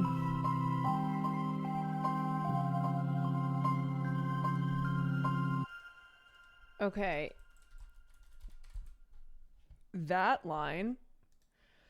They say that Jesus is the way, but then they gave him a white face so that they don't have to pray to someone they deem lesser than them.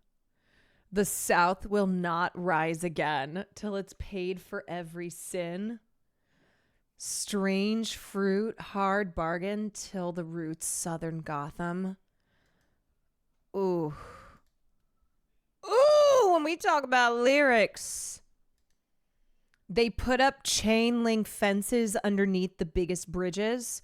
They pose in Christmas cards with guns as big as all the children.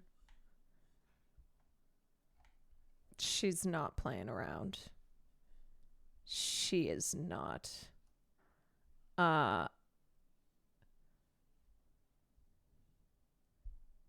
Sheesh. Sheesh.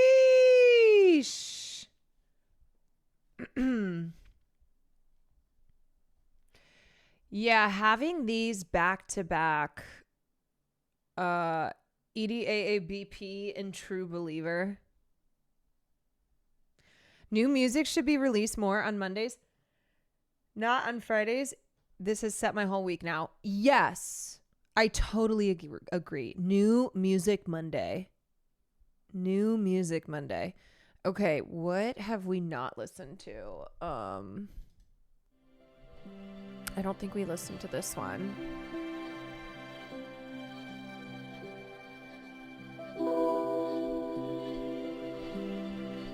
Yeah, even when Tuesday was New Music Day. Enough with the New Music Fridays. Give us something in the beginning of the week. Oh, this is magic. Every now and then in a far off land, familiar but foreign, a liminal feeling. I know you know me now like the back of your hand, but can I still get your heart reeling? Should've stayed a mystery, sipping on Japanese whiskey in the lobby bar. I could say I gotta leave, but let's not let that come between us. Would it make you want me more? I wait for you. Ooh. In a hotel room. I can dream girl come true. The vocal layering. In Shibuya.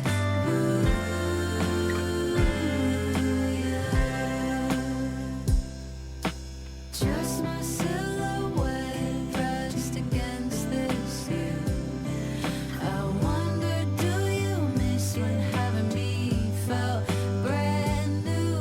An elevator ride, slowest of your life. Can you feel how your heart's beating? Hate that you've already seen This is my dream girl in Shibuya. under fluorescent light. She would have loved Japan. To Takashita Street, came back more kawaii. We could So kawaii. our first time. I wait So kawaii. in a hotel room. I can dream girl come true. God, that slide.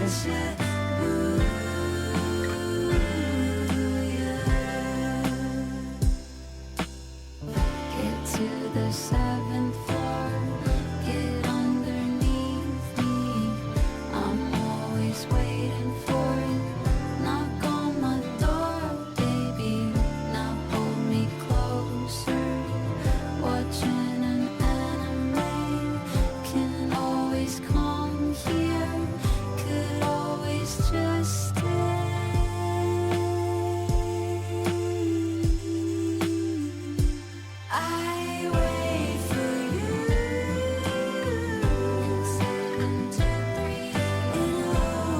Like, next time I go to Japan, I'm not listening to this on repeat.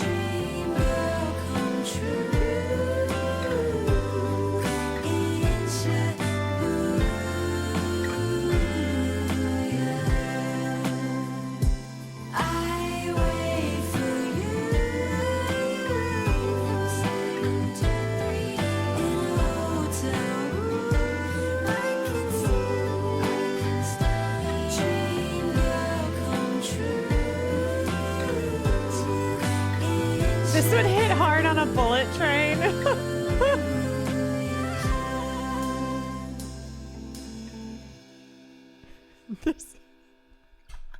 This would go so hard on a bullet train. She is such a gorge voice. Gorge voice.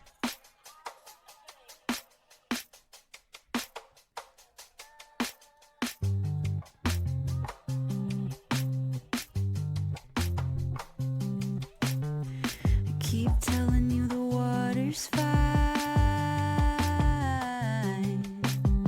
You show up in a scuba suit,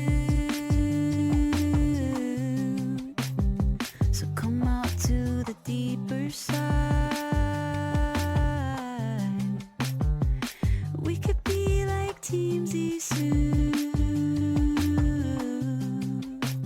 I don't mind wasting my time in my Is this a reference to Life Aquatic? You're always mine. Wasting my mind. You're always mine. Keep telling you the Your boyfriend is holding his breath for 5 minutes and will probably die. Well, that's okay because I have a Haley Williams album. water's fine. Megan called it monster soup. That's okay. Haley Williams just dropped 17 new songs. There's something in here that will get me through the pain. We don't have anything to lose. In this line, she's referencing an interview for Close Friends Only with Instagram between Meg Thee Stallion and Gorilla, in which Megan referred to the ocean as monster soup. Ooh. Okay, so there's like some references. Always mine. Wasting my mind. You're See, these are fun little, like, kind of Easter egg. Like, if you know, you know.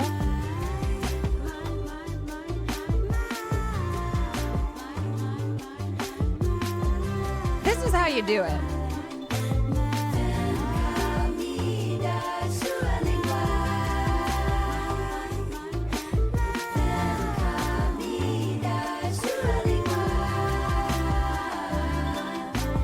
I don't mind wasting my time in my mind.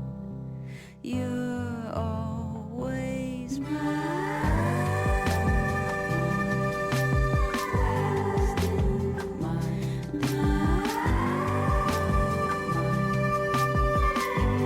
always mine. It's such a vibe. It's such a vibe. It's such a vibe. Excerpt from the lyrics of Life on Mars by Brazilian artist Sue Jorge, feature on the soundtrack to the film The Life Aquatic with Steve Zissou. It translates from Portuguese as "Come here, give me your tongue."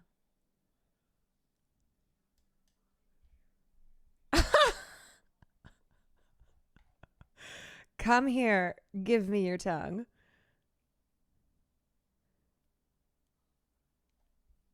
Yeah, no, this is absolutely in reference to Life Aquatic. Okay. What else do we have? We have okay, this is Glum. In the wake of your sunshine. We only have 4 left. Remember when I was like, we'll just listen to a couple?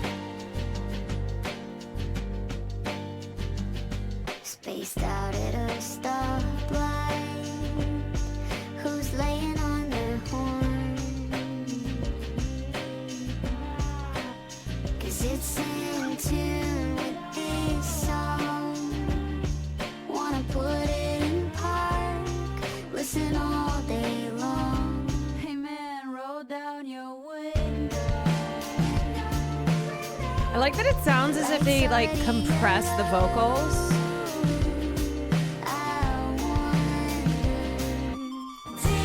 I don't know if that's the right way to describe it. And then it like opens up on the chorus with her voice.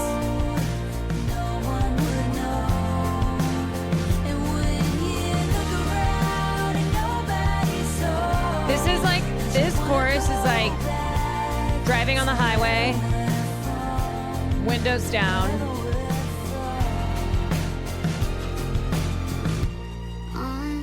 Sun setting in the background. 37 years, I do not know if I'll ever know what in the living fuck I'm doing here. Does anyone know if this is normal? I'm straight AF and that shit hurted me. Also, we're short kings, don't kid yourself. We know you're straight, you don't need to remind us. I'm so sorry.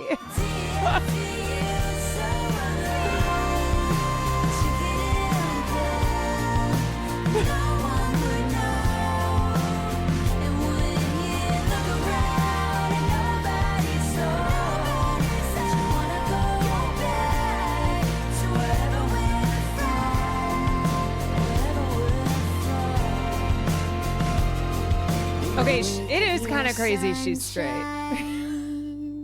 I've never felt so glum. Oh, that chorus. I just want to get in my car right now. I just want to get in my car right now and drive down the highway. And feel so dramatic. Okay. So that was Glum. We have Whim. We have Blood Bros, Whim, and I Won't Quit You. Okay, let me pull these. So Whim, Blood Bros, and I Won't Quit on You.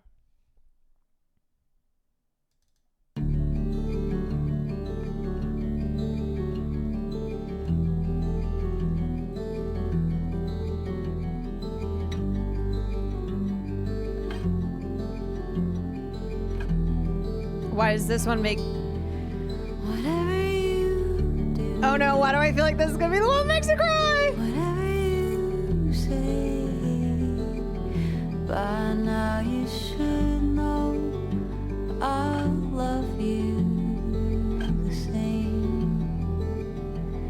Filled up to the ground, pour a little out each day,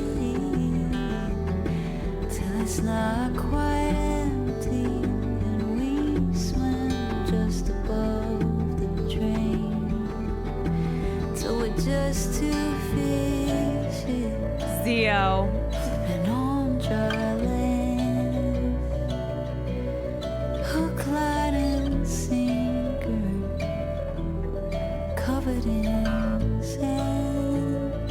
Nandre, hold on, we're emoing out. Hold on. Whatever I say, would you come back to get me if you had a chance again? Would you rush to the bottom of my black tie? Would you want me to stop you? 'Cause that would take all I've got. I love that dissension We're there. just blood brothers, covered in paper cuts, with a bond like no other. Was it ever enough? Whenever you want, whenever you need, I can move in closer, or I can leave. If anything helps you, or if anything hurts, I want to burn this on a CD and loop. Me too. forever, if that won't make it worse. God damn.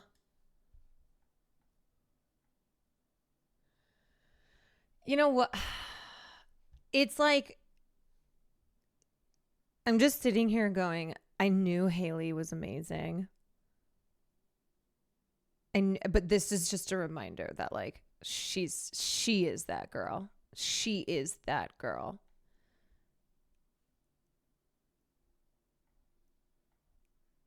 That's that was just stunning. I'm gonna replay these so much. Oh my god, me too. I'm gonna be on this fucking website so much. Okay, Sky, which one should I end with of these two? Whim or I Won't Quit on You? I'm having my first Haley Williams transcendental moment over here. Welcome. I'm so happy we could do this all together. Okay, which one do I end with? I've been saying for years that she's better off solo, and goddamn was I right. You can have a flunky was right moment. No, no, we're gonna play both of them. I'm like, which of these should I end with? Won't Quit is canonically last. Okay, all right. Baby, take it easy. Ooh, this has a country vibe to it. Chatter. Listen how the heart beats. Chatter be like. It always tells the truth. Baby, take it easy. One following a whim. All of us right now. And listen how the heart beats. Lying next to him. Bare feet on the concrete. Freckles on your knees. Searching for a blood stain. Bandages are clean. Baby, take it easy. Following a whim. Listen how the heart beats. Lying next to him. I want to be in love. To believe in us. Sense sabotage. I want to be in love. To believe in us. Sense sabotage. Baby, take it easy. Slashy Mashy, thank you for the You're gifted. always on the move. Something in the stillness gets you to the truth. I'm driving to the airport on Thursday with And I this know you blessing. took a beating. I know it's all a risk. But listen how the heart beats. Lying next to him. Sunshine through the curtain. Music in my head. Still I really feel like there's something in here for long everyone. after we're dead. I want to be in love. To believe in us. Sense sabotage. I want to be in love. To believe in us. Sense sabotage.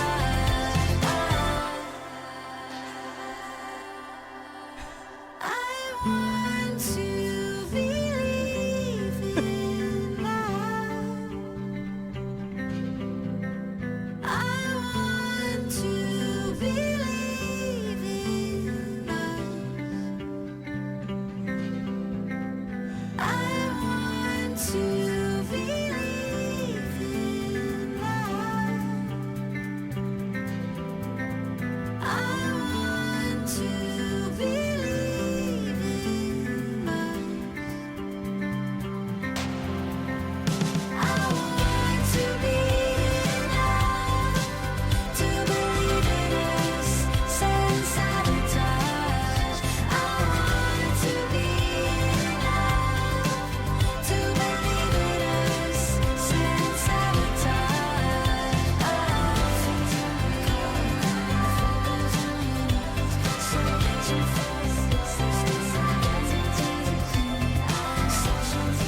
What a like gorgeous sentiment of like just wanting to be in love. Just like believing in the power of love.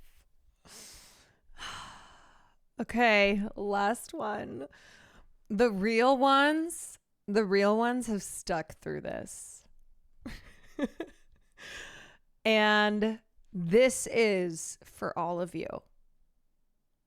Yeah, from the only exception where she isn't sure she believed in love to believing in it, even after she's had some fuck ass man.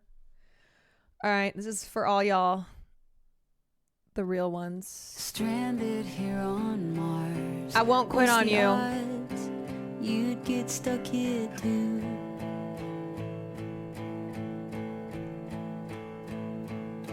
It might be a lost cause. Who'd have thought there'd be so much left to lose?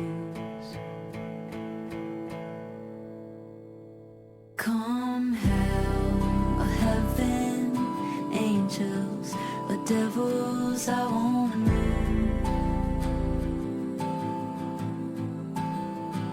And I don't care what happens after, I won't quit on you.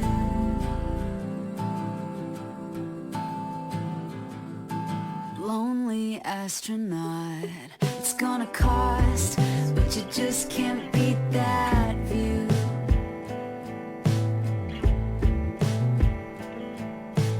Wasted like a god, power off, wake up somewhere new.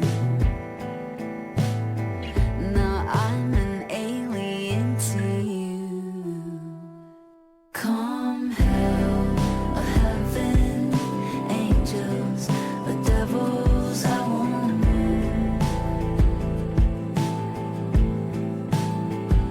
And I don't care what happens after, I won't quit on you. I can't quit you. Come hell or heaven, angels or devils, I wanna know.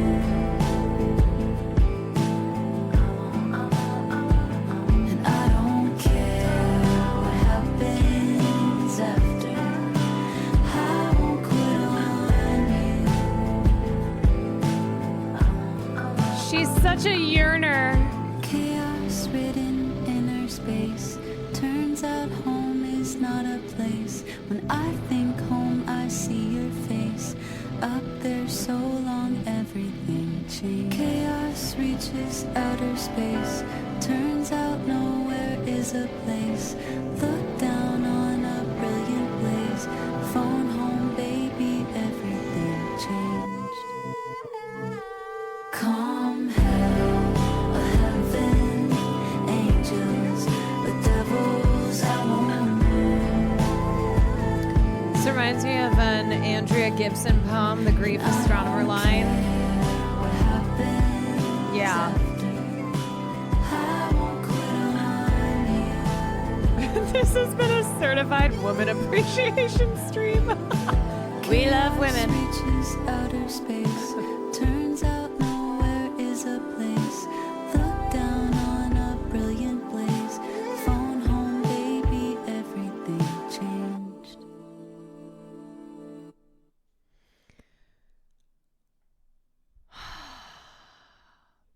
Y'all, we needed this. We needed this.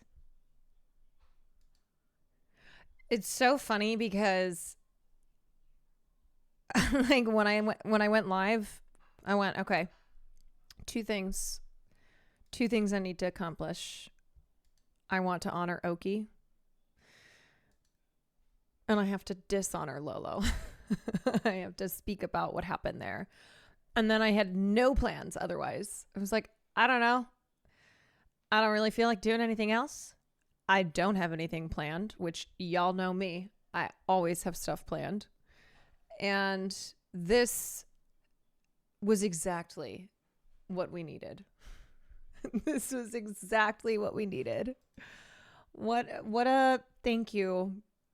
Thank you, Haley Williams, for dropping this on us. When we needed you most. And thank you, Sky, for dropping this. Okay, giving us the access code. Music is such a powerful medium. I know, it's the best. There's just music for every emotion that you have. And when you don't have the words, there's always a song. There's always someone who has the words for you. I know, look at how many people we have indoctrinated into the cult of Haley Williams. You know, when we talked before about, you know, not putting people on a pedestal, not being parasocialist, all that goes out the window because we are all in the cult of Haley Williams. We are all officially her soldiers. And when the world needed her most, she window XP'd all of us. Paramore does have a song about that. Paramore has a song for just about everything. Thank you, Caroline, for putting us on. We love you. Look, y'all, I'm just a vessel. Okay? There's a lot of people in this community who bring things in here.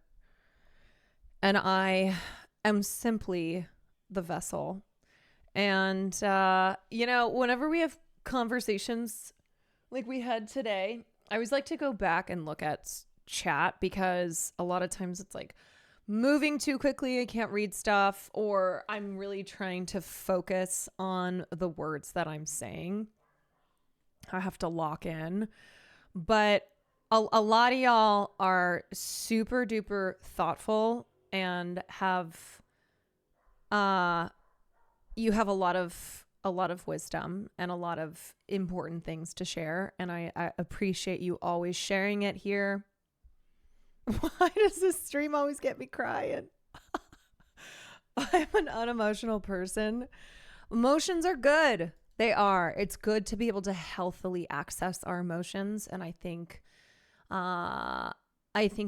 problems can arise when we don't tap into those. So it's good to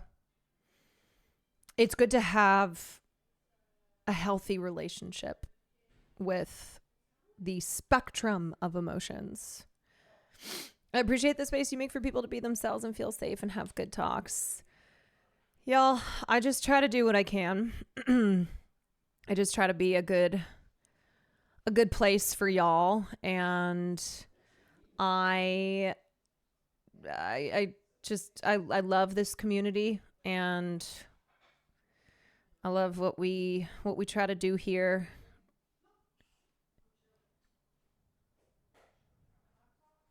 This is the only chat I'm active in, for real. I appreciate you, Caroline, in chat. And I feel like, oh, what's up? I hear Will talking to Sam about Tarkov. Also, before I say something else, I need you guys to look at something. Look at the bottom here, a way out.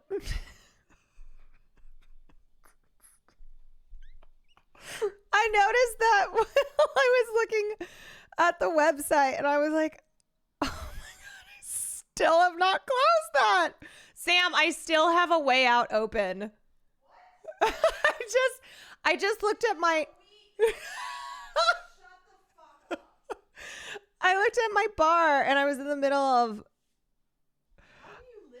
how do I live my life? I don't know, dude. Okay, I just live my life on the edge. All right, watch this, everyone. Look at this. Ready? Here we go. Close window. Oh, it's not even freaking shutting down, bro. Oh wait, maybe did I actually just put it? I don't know. How long has it been since you shut this computer down? I don't mean a power outage. Like manually shut it down. What do you mean by manually? Like hit the button that says shut down. I go to sleep.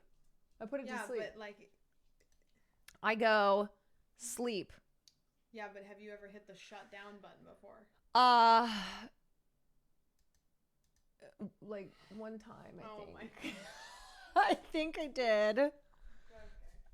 I'm putting it to sleep every night. Goes to sleep. Goes to sleep. How many updates have you missed? I'm always ignoring that shit. I'm like, be gone. Quan heart, Quan loved save, Quan kick. I'm pretty full. It was so good. I clean plate clubbed. I'm gonna wrap up soon so we can hang.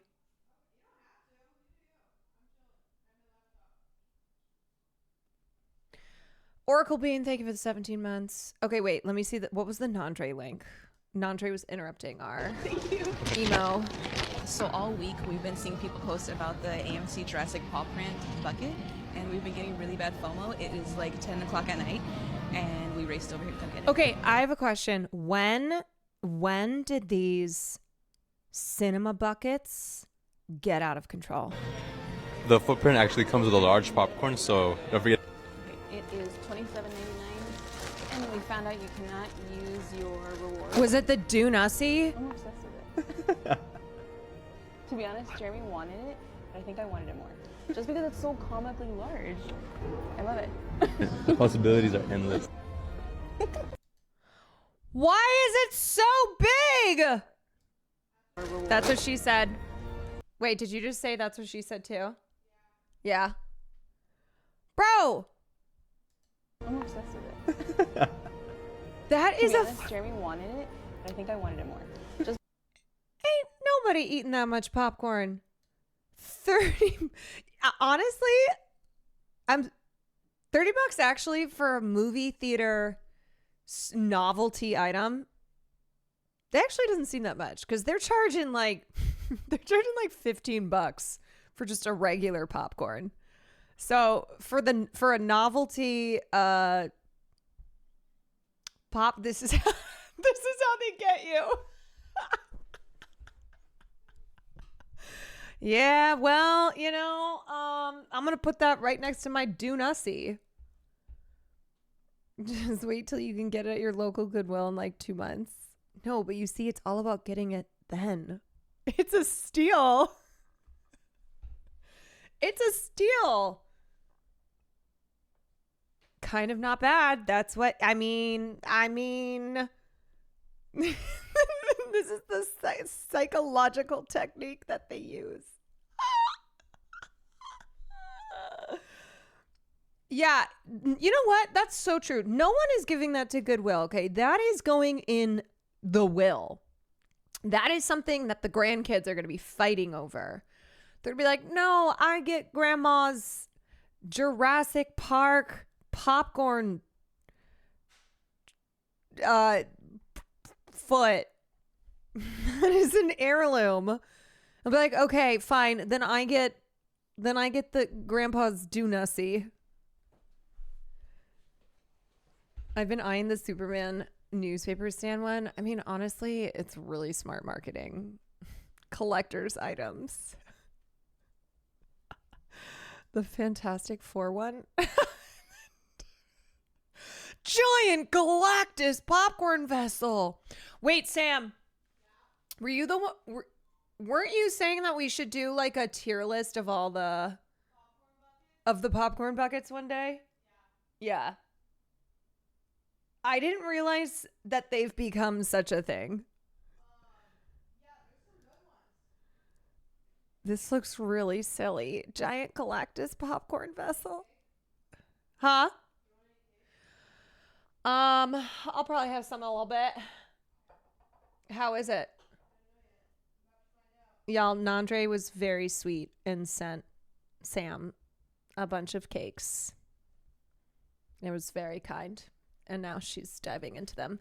The thing is like okay, wait, how much is this one? Is this like $80? There's no way this is $30. They're not buckets, they're all vessels. Can you imagine going over to someone's place and it's it's like they just have an entire room with these like various popcorn vessels. And they're like, yeah, that's the Dune-Ussie. Yeah, that's right. You can touch it. You can put your hand in it. You could probably drink wine from this. I would put wine in that. I would drink wine out of that. You know? First you put first you ate the popcorn and then you put in an entire bottle of wine. Hey. Some people have full shelves of these. Well, you know, it's like you have your top shelf for one of those fucking cups that everybody, the Stanley cups. You're like, this is my Stanley cup shelf and this is my popcorn vessel shelf. We really just love stuff. We just love stuff. Permission to turn it into a bong, Big C? Hell yeah, brother. Bring out the fine china-ass cup. I'm just like envisioning trying to serve my mother a glass of wine in the giant Galactus popcorn vessel. Scootish has 15 of these buckets. I believe that. I do. I believe that Scootish would be a collector of these novelty items. And they sell drinkware. Oh my God, there's no end to it. I'm sorry. This is a $30 mug. This is out of control. Wait, but you can save 15% on your next order. Hell yeah. Wait. Oh my God. Do you want the Smurfs characters tumbler? I know I do. That's what I want to drink my iced tea out of. Like, some of this stuff is just, it's just ugly. I'm sorry. This Pride and Prejudice tumbler, it's giving bridal it's giving like Midwest bridal shower. Oh, here's the Harry Potter collectible goblet. $90 for 4 shot glasses. Okay, that's insane. That's crazy. You can also collect the goblets. The Goblet of Fire. Like, this is ugly as shit. Captain America Brave New World Armor 3D tumbler. That's so ugh. This looks like the type of thing that every girl at my college had. Girls at my college were really into Vera Bradley. Is that what it's called? Vera Bradley. And they would get everything. They would get it all their initials on everything. So like, yes, it's a very sorority thing, but they would have their tumbler with their initials on it. They would have their like Vera Bradley bag monogrammed. That's the word I was looking for. Like everything on them would be monogrammed. They would have like those collared shirts. Oh my God, it's sold out. The Wicked Glinda badge insulated tumbler is sold out. No. Not like this, but I need to put it next to my 15 Stanley Cups. Oh, what am I supposed to do? Everybody check eBay. Oh, Datoon. Thank you for the raid. The cup is beautiful. It's sold out, buddy. So give up your dreams of owning the Wicked Glinda badge insulated tumbler. Galinda. It's Galinda. What's up, everybody? How we doing? How's it going? Thanks for the raid, Jordan. Hope you had a good stream. Wait, you gotta see the I Know What You Did Last Summer popcorn bucket? Send it to me. I need it. I need it. I need it. I want it. Of course. Hope you're doing well. Well, Sam made me some enchiladas. I mean, I'm living the dream here. Do you think someone's going to accuse Sam of being my secret maid? They'll just include a clip of her hand handing me a plate. Be like, oh, Caroline Kwan has a maid. I'll be like, yeah, that's right. And she's also my braless wife. You could buy this one Wait, hold on. You could buy this one. Ah! I hate this photo so much, and you are always reminding me of this picture. Now, I was athlete of the week, which was slay. But the pic ain't it. You're so cute in it. Oh, the eyebrows are too thin. It was when I was in my over plucking era. Me when my braless sandwich hands me a wife unprompted. Yeah, I'm living the freaking dream, y'all. Or like a mug shows this when it warms up. Like the mug is blank. The mug is blank, and then as it heats up, it just, the picture starts to materialize. 2000s eyebrow. Okay, raise your hand if you were personally victimized by your tweezers. If you over plucked the shit out of your eyebrows. Thin eyebrow era. Do you know what's so funny? I can look at photos and I can know what era from my life it is based on my eyebrows. Without seeing anything else, I know like circa 2012. That was when I was really into threading, but I would go to this place in the mall where it was $5 and they would thread the shit out of my brows.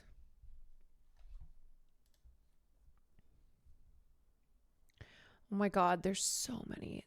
Oh my God. The Megan 2.0 head bust with detachable face. Okay, wait, where is the... Oh, this one's actually...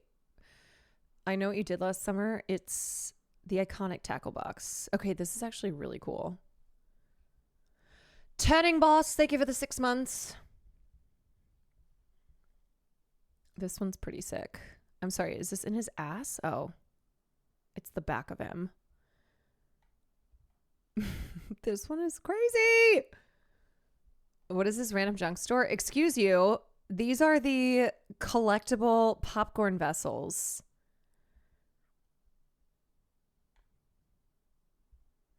You know what though? I gotta say, nothing tops the Do Nussy. I think they went kind of cray cray with that one. I mean, this one's wild just because the size of it. Can you check and see if there's a hereditary popcorn bucket? It's just her head. Look at the Herbie. Wait, where? Oh, this one. It's from Fantastic Four. Like, I gotta be so for real. This is not a popcorn bucket, okay? This is just a little robot guy that they stuck Skittles and Twizzlers in. This is just a toy that they're like, yeah, you know what? Shove some Twizzlers in the front of it. You can put 4.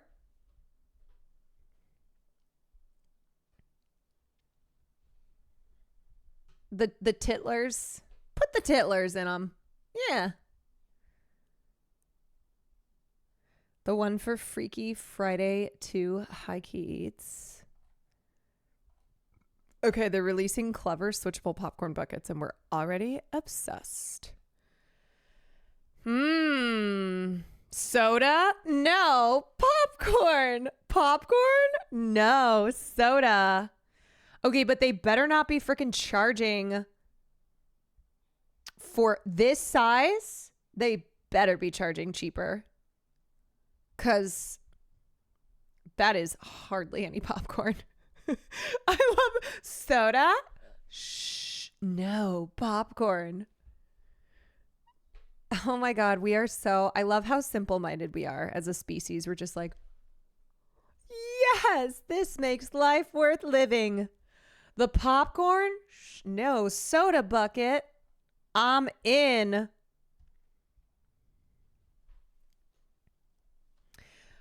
Okay, well, Sam and I are one of these days gonna tier list all the popcorn collectible items. Here's an entire tier list of 2024 popcorn buckets. Perfect. We're trying to decide if we do it on like on the podcast or if we do it on stream one day. It's always the question. Oh my God, obscure leftist. No, not like this. Not like this. Here's your Caroline Kwan Athlete of the Week mug. Merch drop. Should I do my first merch drop? It's a limited drop. It's just this mug. You got to design a bucket for your mom's movie.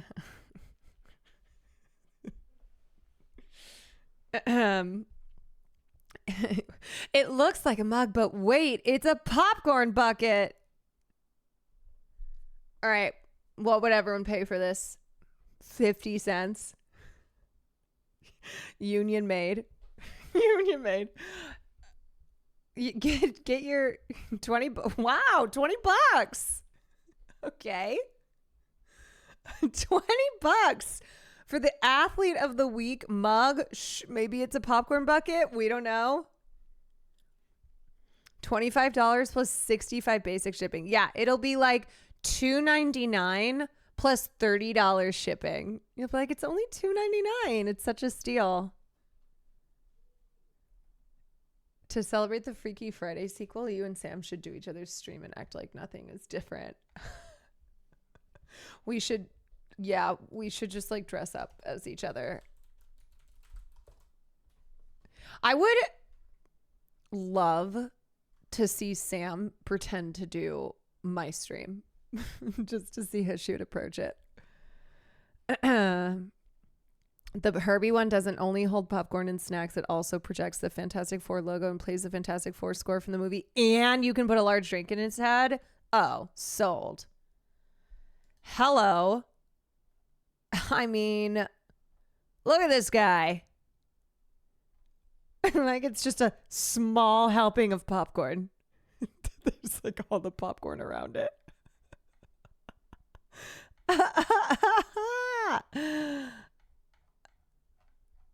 This is, oh my God.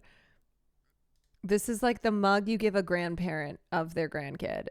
Yeah, this is like what you give grandma because you just don't know what to get her for Christmas.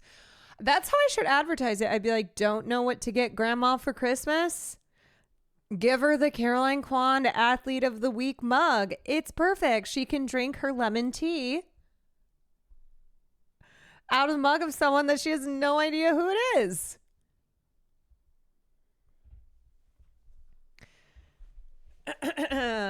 It's great. It's a limited edition. Honestly, you just slap limited edition on anything and people will buy it.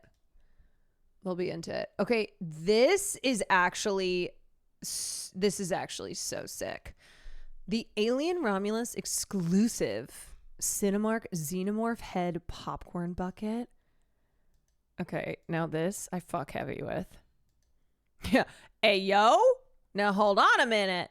Okay, now we're talking. How much is this? 50 bucks? Like, I just love that this shit is being sold on eBay. People buy these things and they're like, okay, great. Turn around and sell it on eBay. I actually did not realize how many of these there are. I'm kind of getting a preview here for when we do our tier list. Pennywise pop, like, there's so many. Oh my God. Okay, this the Chucky popcorn bucket, and it's in his skull.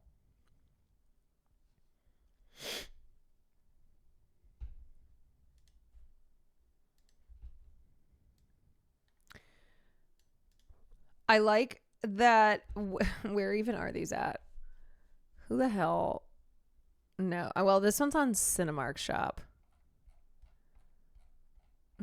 Where's the Midsommar bucket? Oh boy.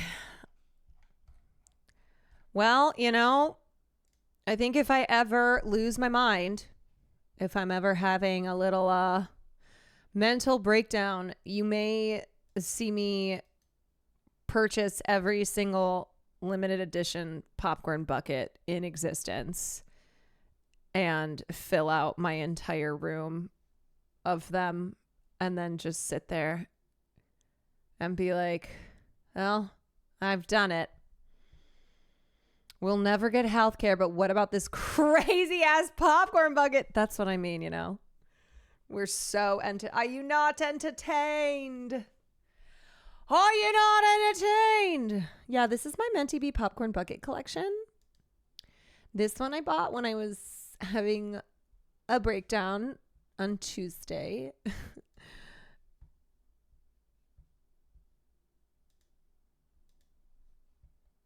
Okay, this one is just like they stuck a...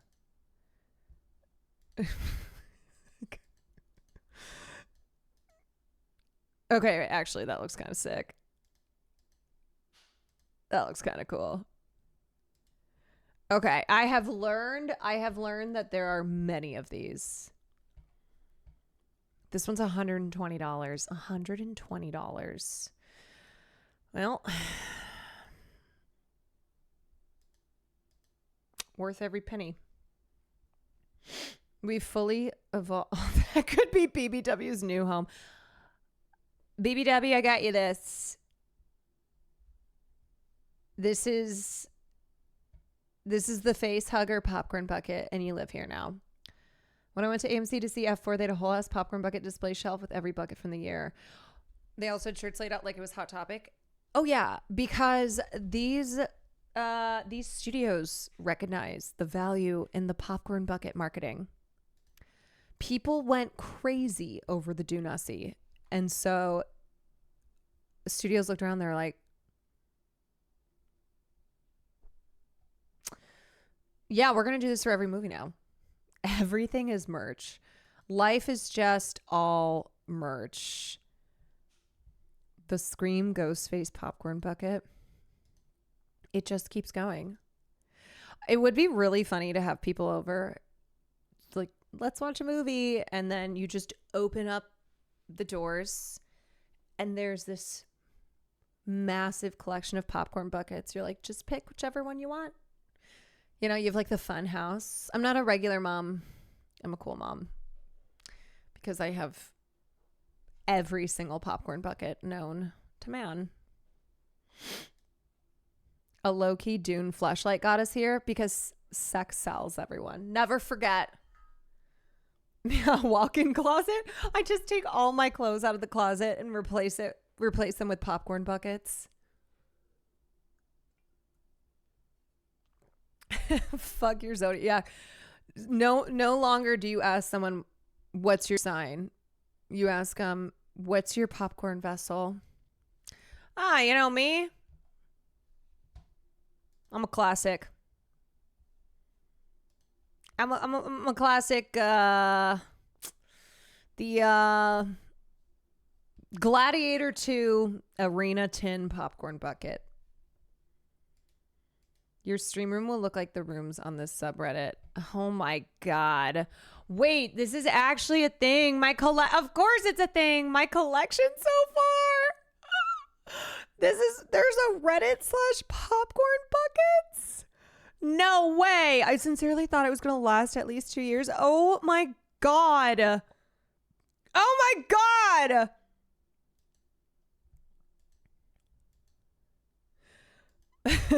Somebody's like in therapy for having too many popcorn buckets. Hi, Tad. So what brings you in here today? What can we work on together? Yeah, my wife left me because I can't stop buying these fucking popcorn buckets. Honestly, it's the same energy as the Stanley Cups. Okay, this one's really sick though. The DeLorean popcorn bucket. Come on. Yeah, you people are scumbags. Why? Because they're charging so much for the Irby popcorn bucket. It's a heavy resale market out there. It favors the seller. It does. Oh my God. This is actually so wild. Oh my God, wait, what's the one thing that we have? Hold on.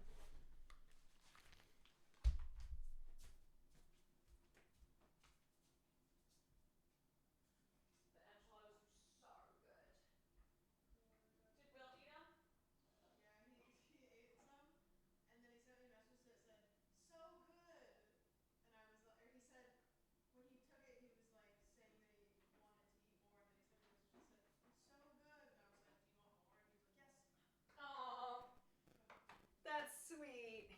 He likes some. Hey, Mikey, he likes it. All right. This is the one collectible that we have.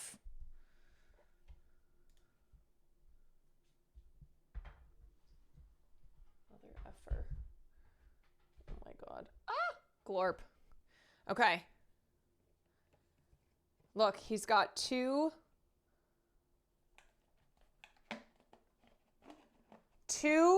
different faces. I guess I could have just turned him around.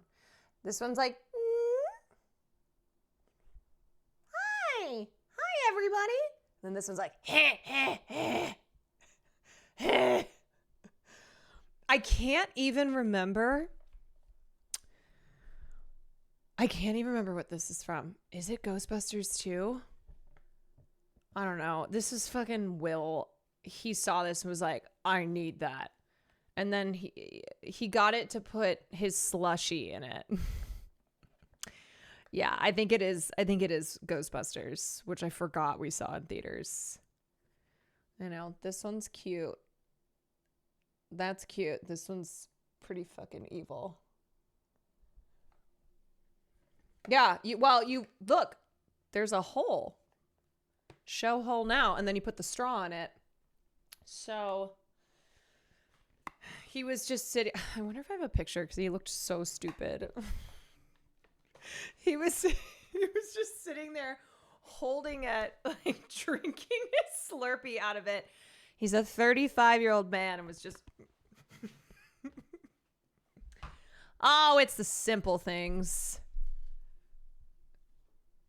Tell me the head is removable or something. Oh yeah. No. You can take this shit off. Name that movie. Oopsie. Megan 2.0 popcorn bucket. You guys gotta stop showing me these things because I'm gonna start. I'm gonna unironically start getting these. I regret to inform you, popcorn buckets are even more of a big deal with Disney fans. Oh, that's not surprising at all. That makes sense. Also, wait, does she have trans pride hair? She does. Are you guys doing exclamation point PO? Because that's a reminder to get a new PO box. Now you know what to send me when I do get it back up. I know I want to get it before my birthday cuz give people a chance to send me popcorn buckets. Hey, what did you get for your 33rd birthday? I got a bunch of popcorn buckets. What else would I get? Oops. All right, y'all. I was gonna end stream. Sam's chilling. Let me just check on her. Let me just check on her and see what she's doing.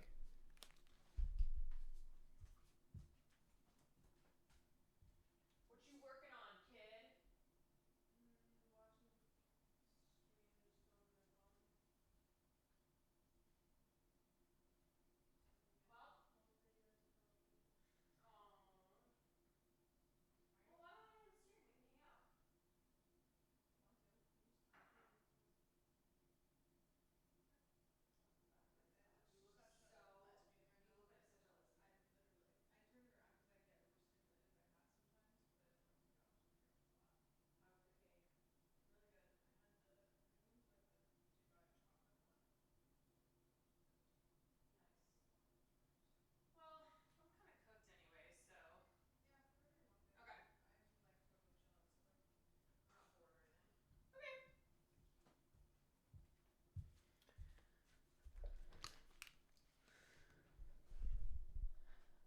All right, y'all. You know what?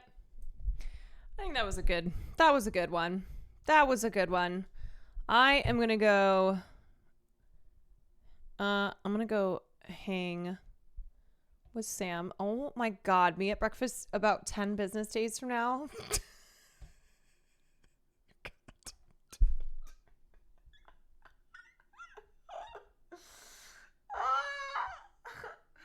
Why are you guys like this?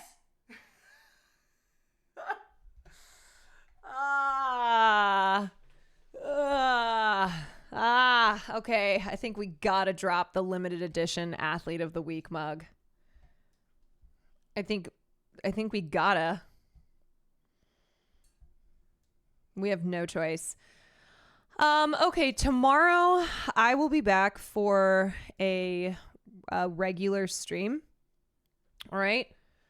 We'll do it all. We'll do it all tomorrow. We'll do it all. So yeah, I think that's GG's. I think that's GG's. Okay, I'm gonna raid Gina because I didn't realize it was her birthday the other night, and I totally would have sent a raid over there. So I'm gonna raid Gina, darling, now as a belated birthday raid, and also listen to Hayley Williams songs on repeat. So thanks for hanging out with me, y'all. And I will see you tomorrow. And I do solemnly swear, I solemnly swear we'll do some gaming tomorrow night. Okay? Alrighty? Okay. Take care of yourselves. Thank you. Thanks for being here.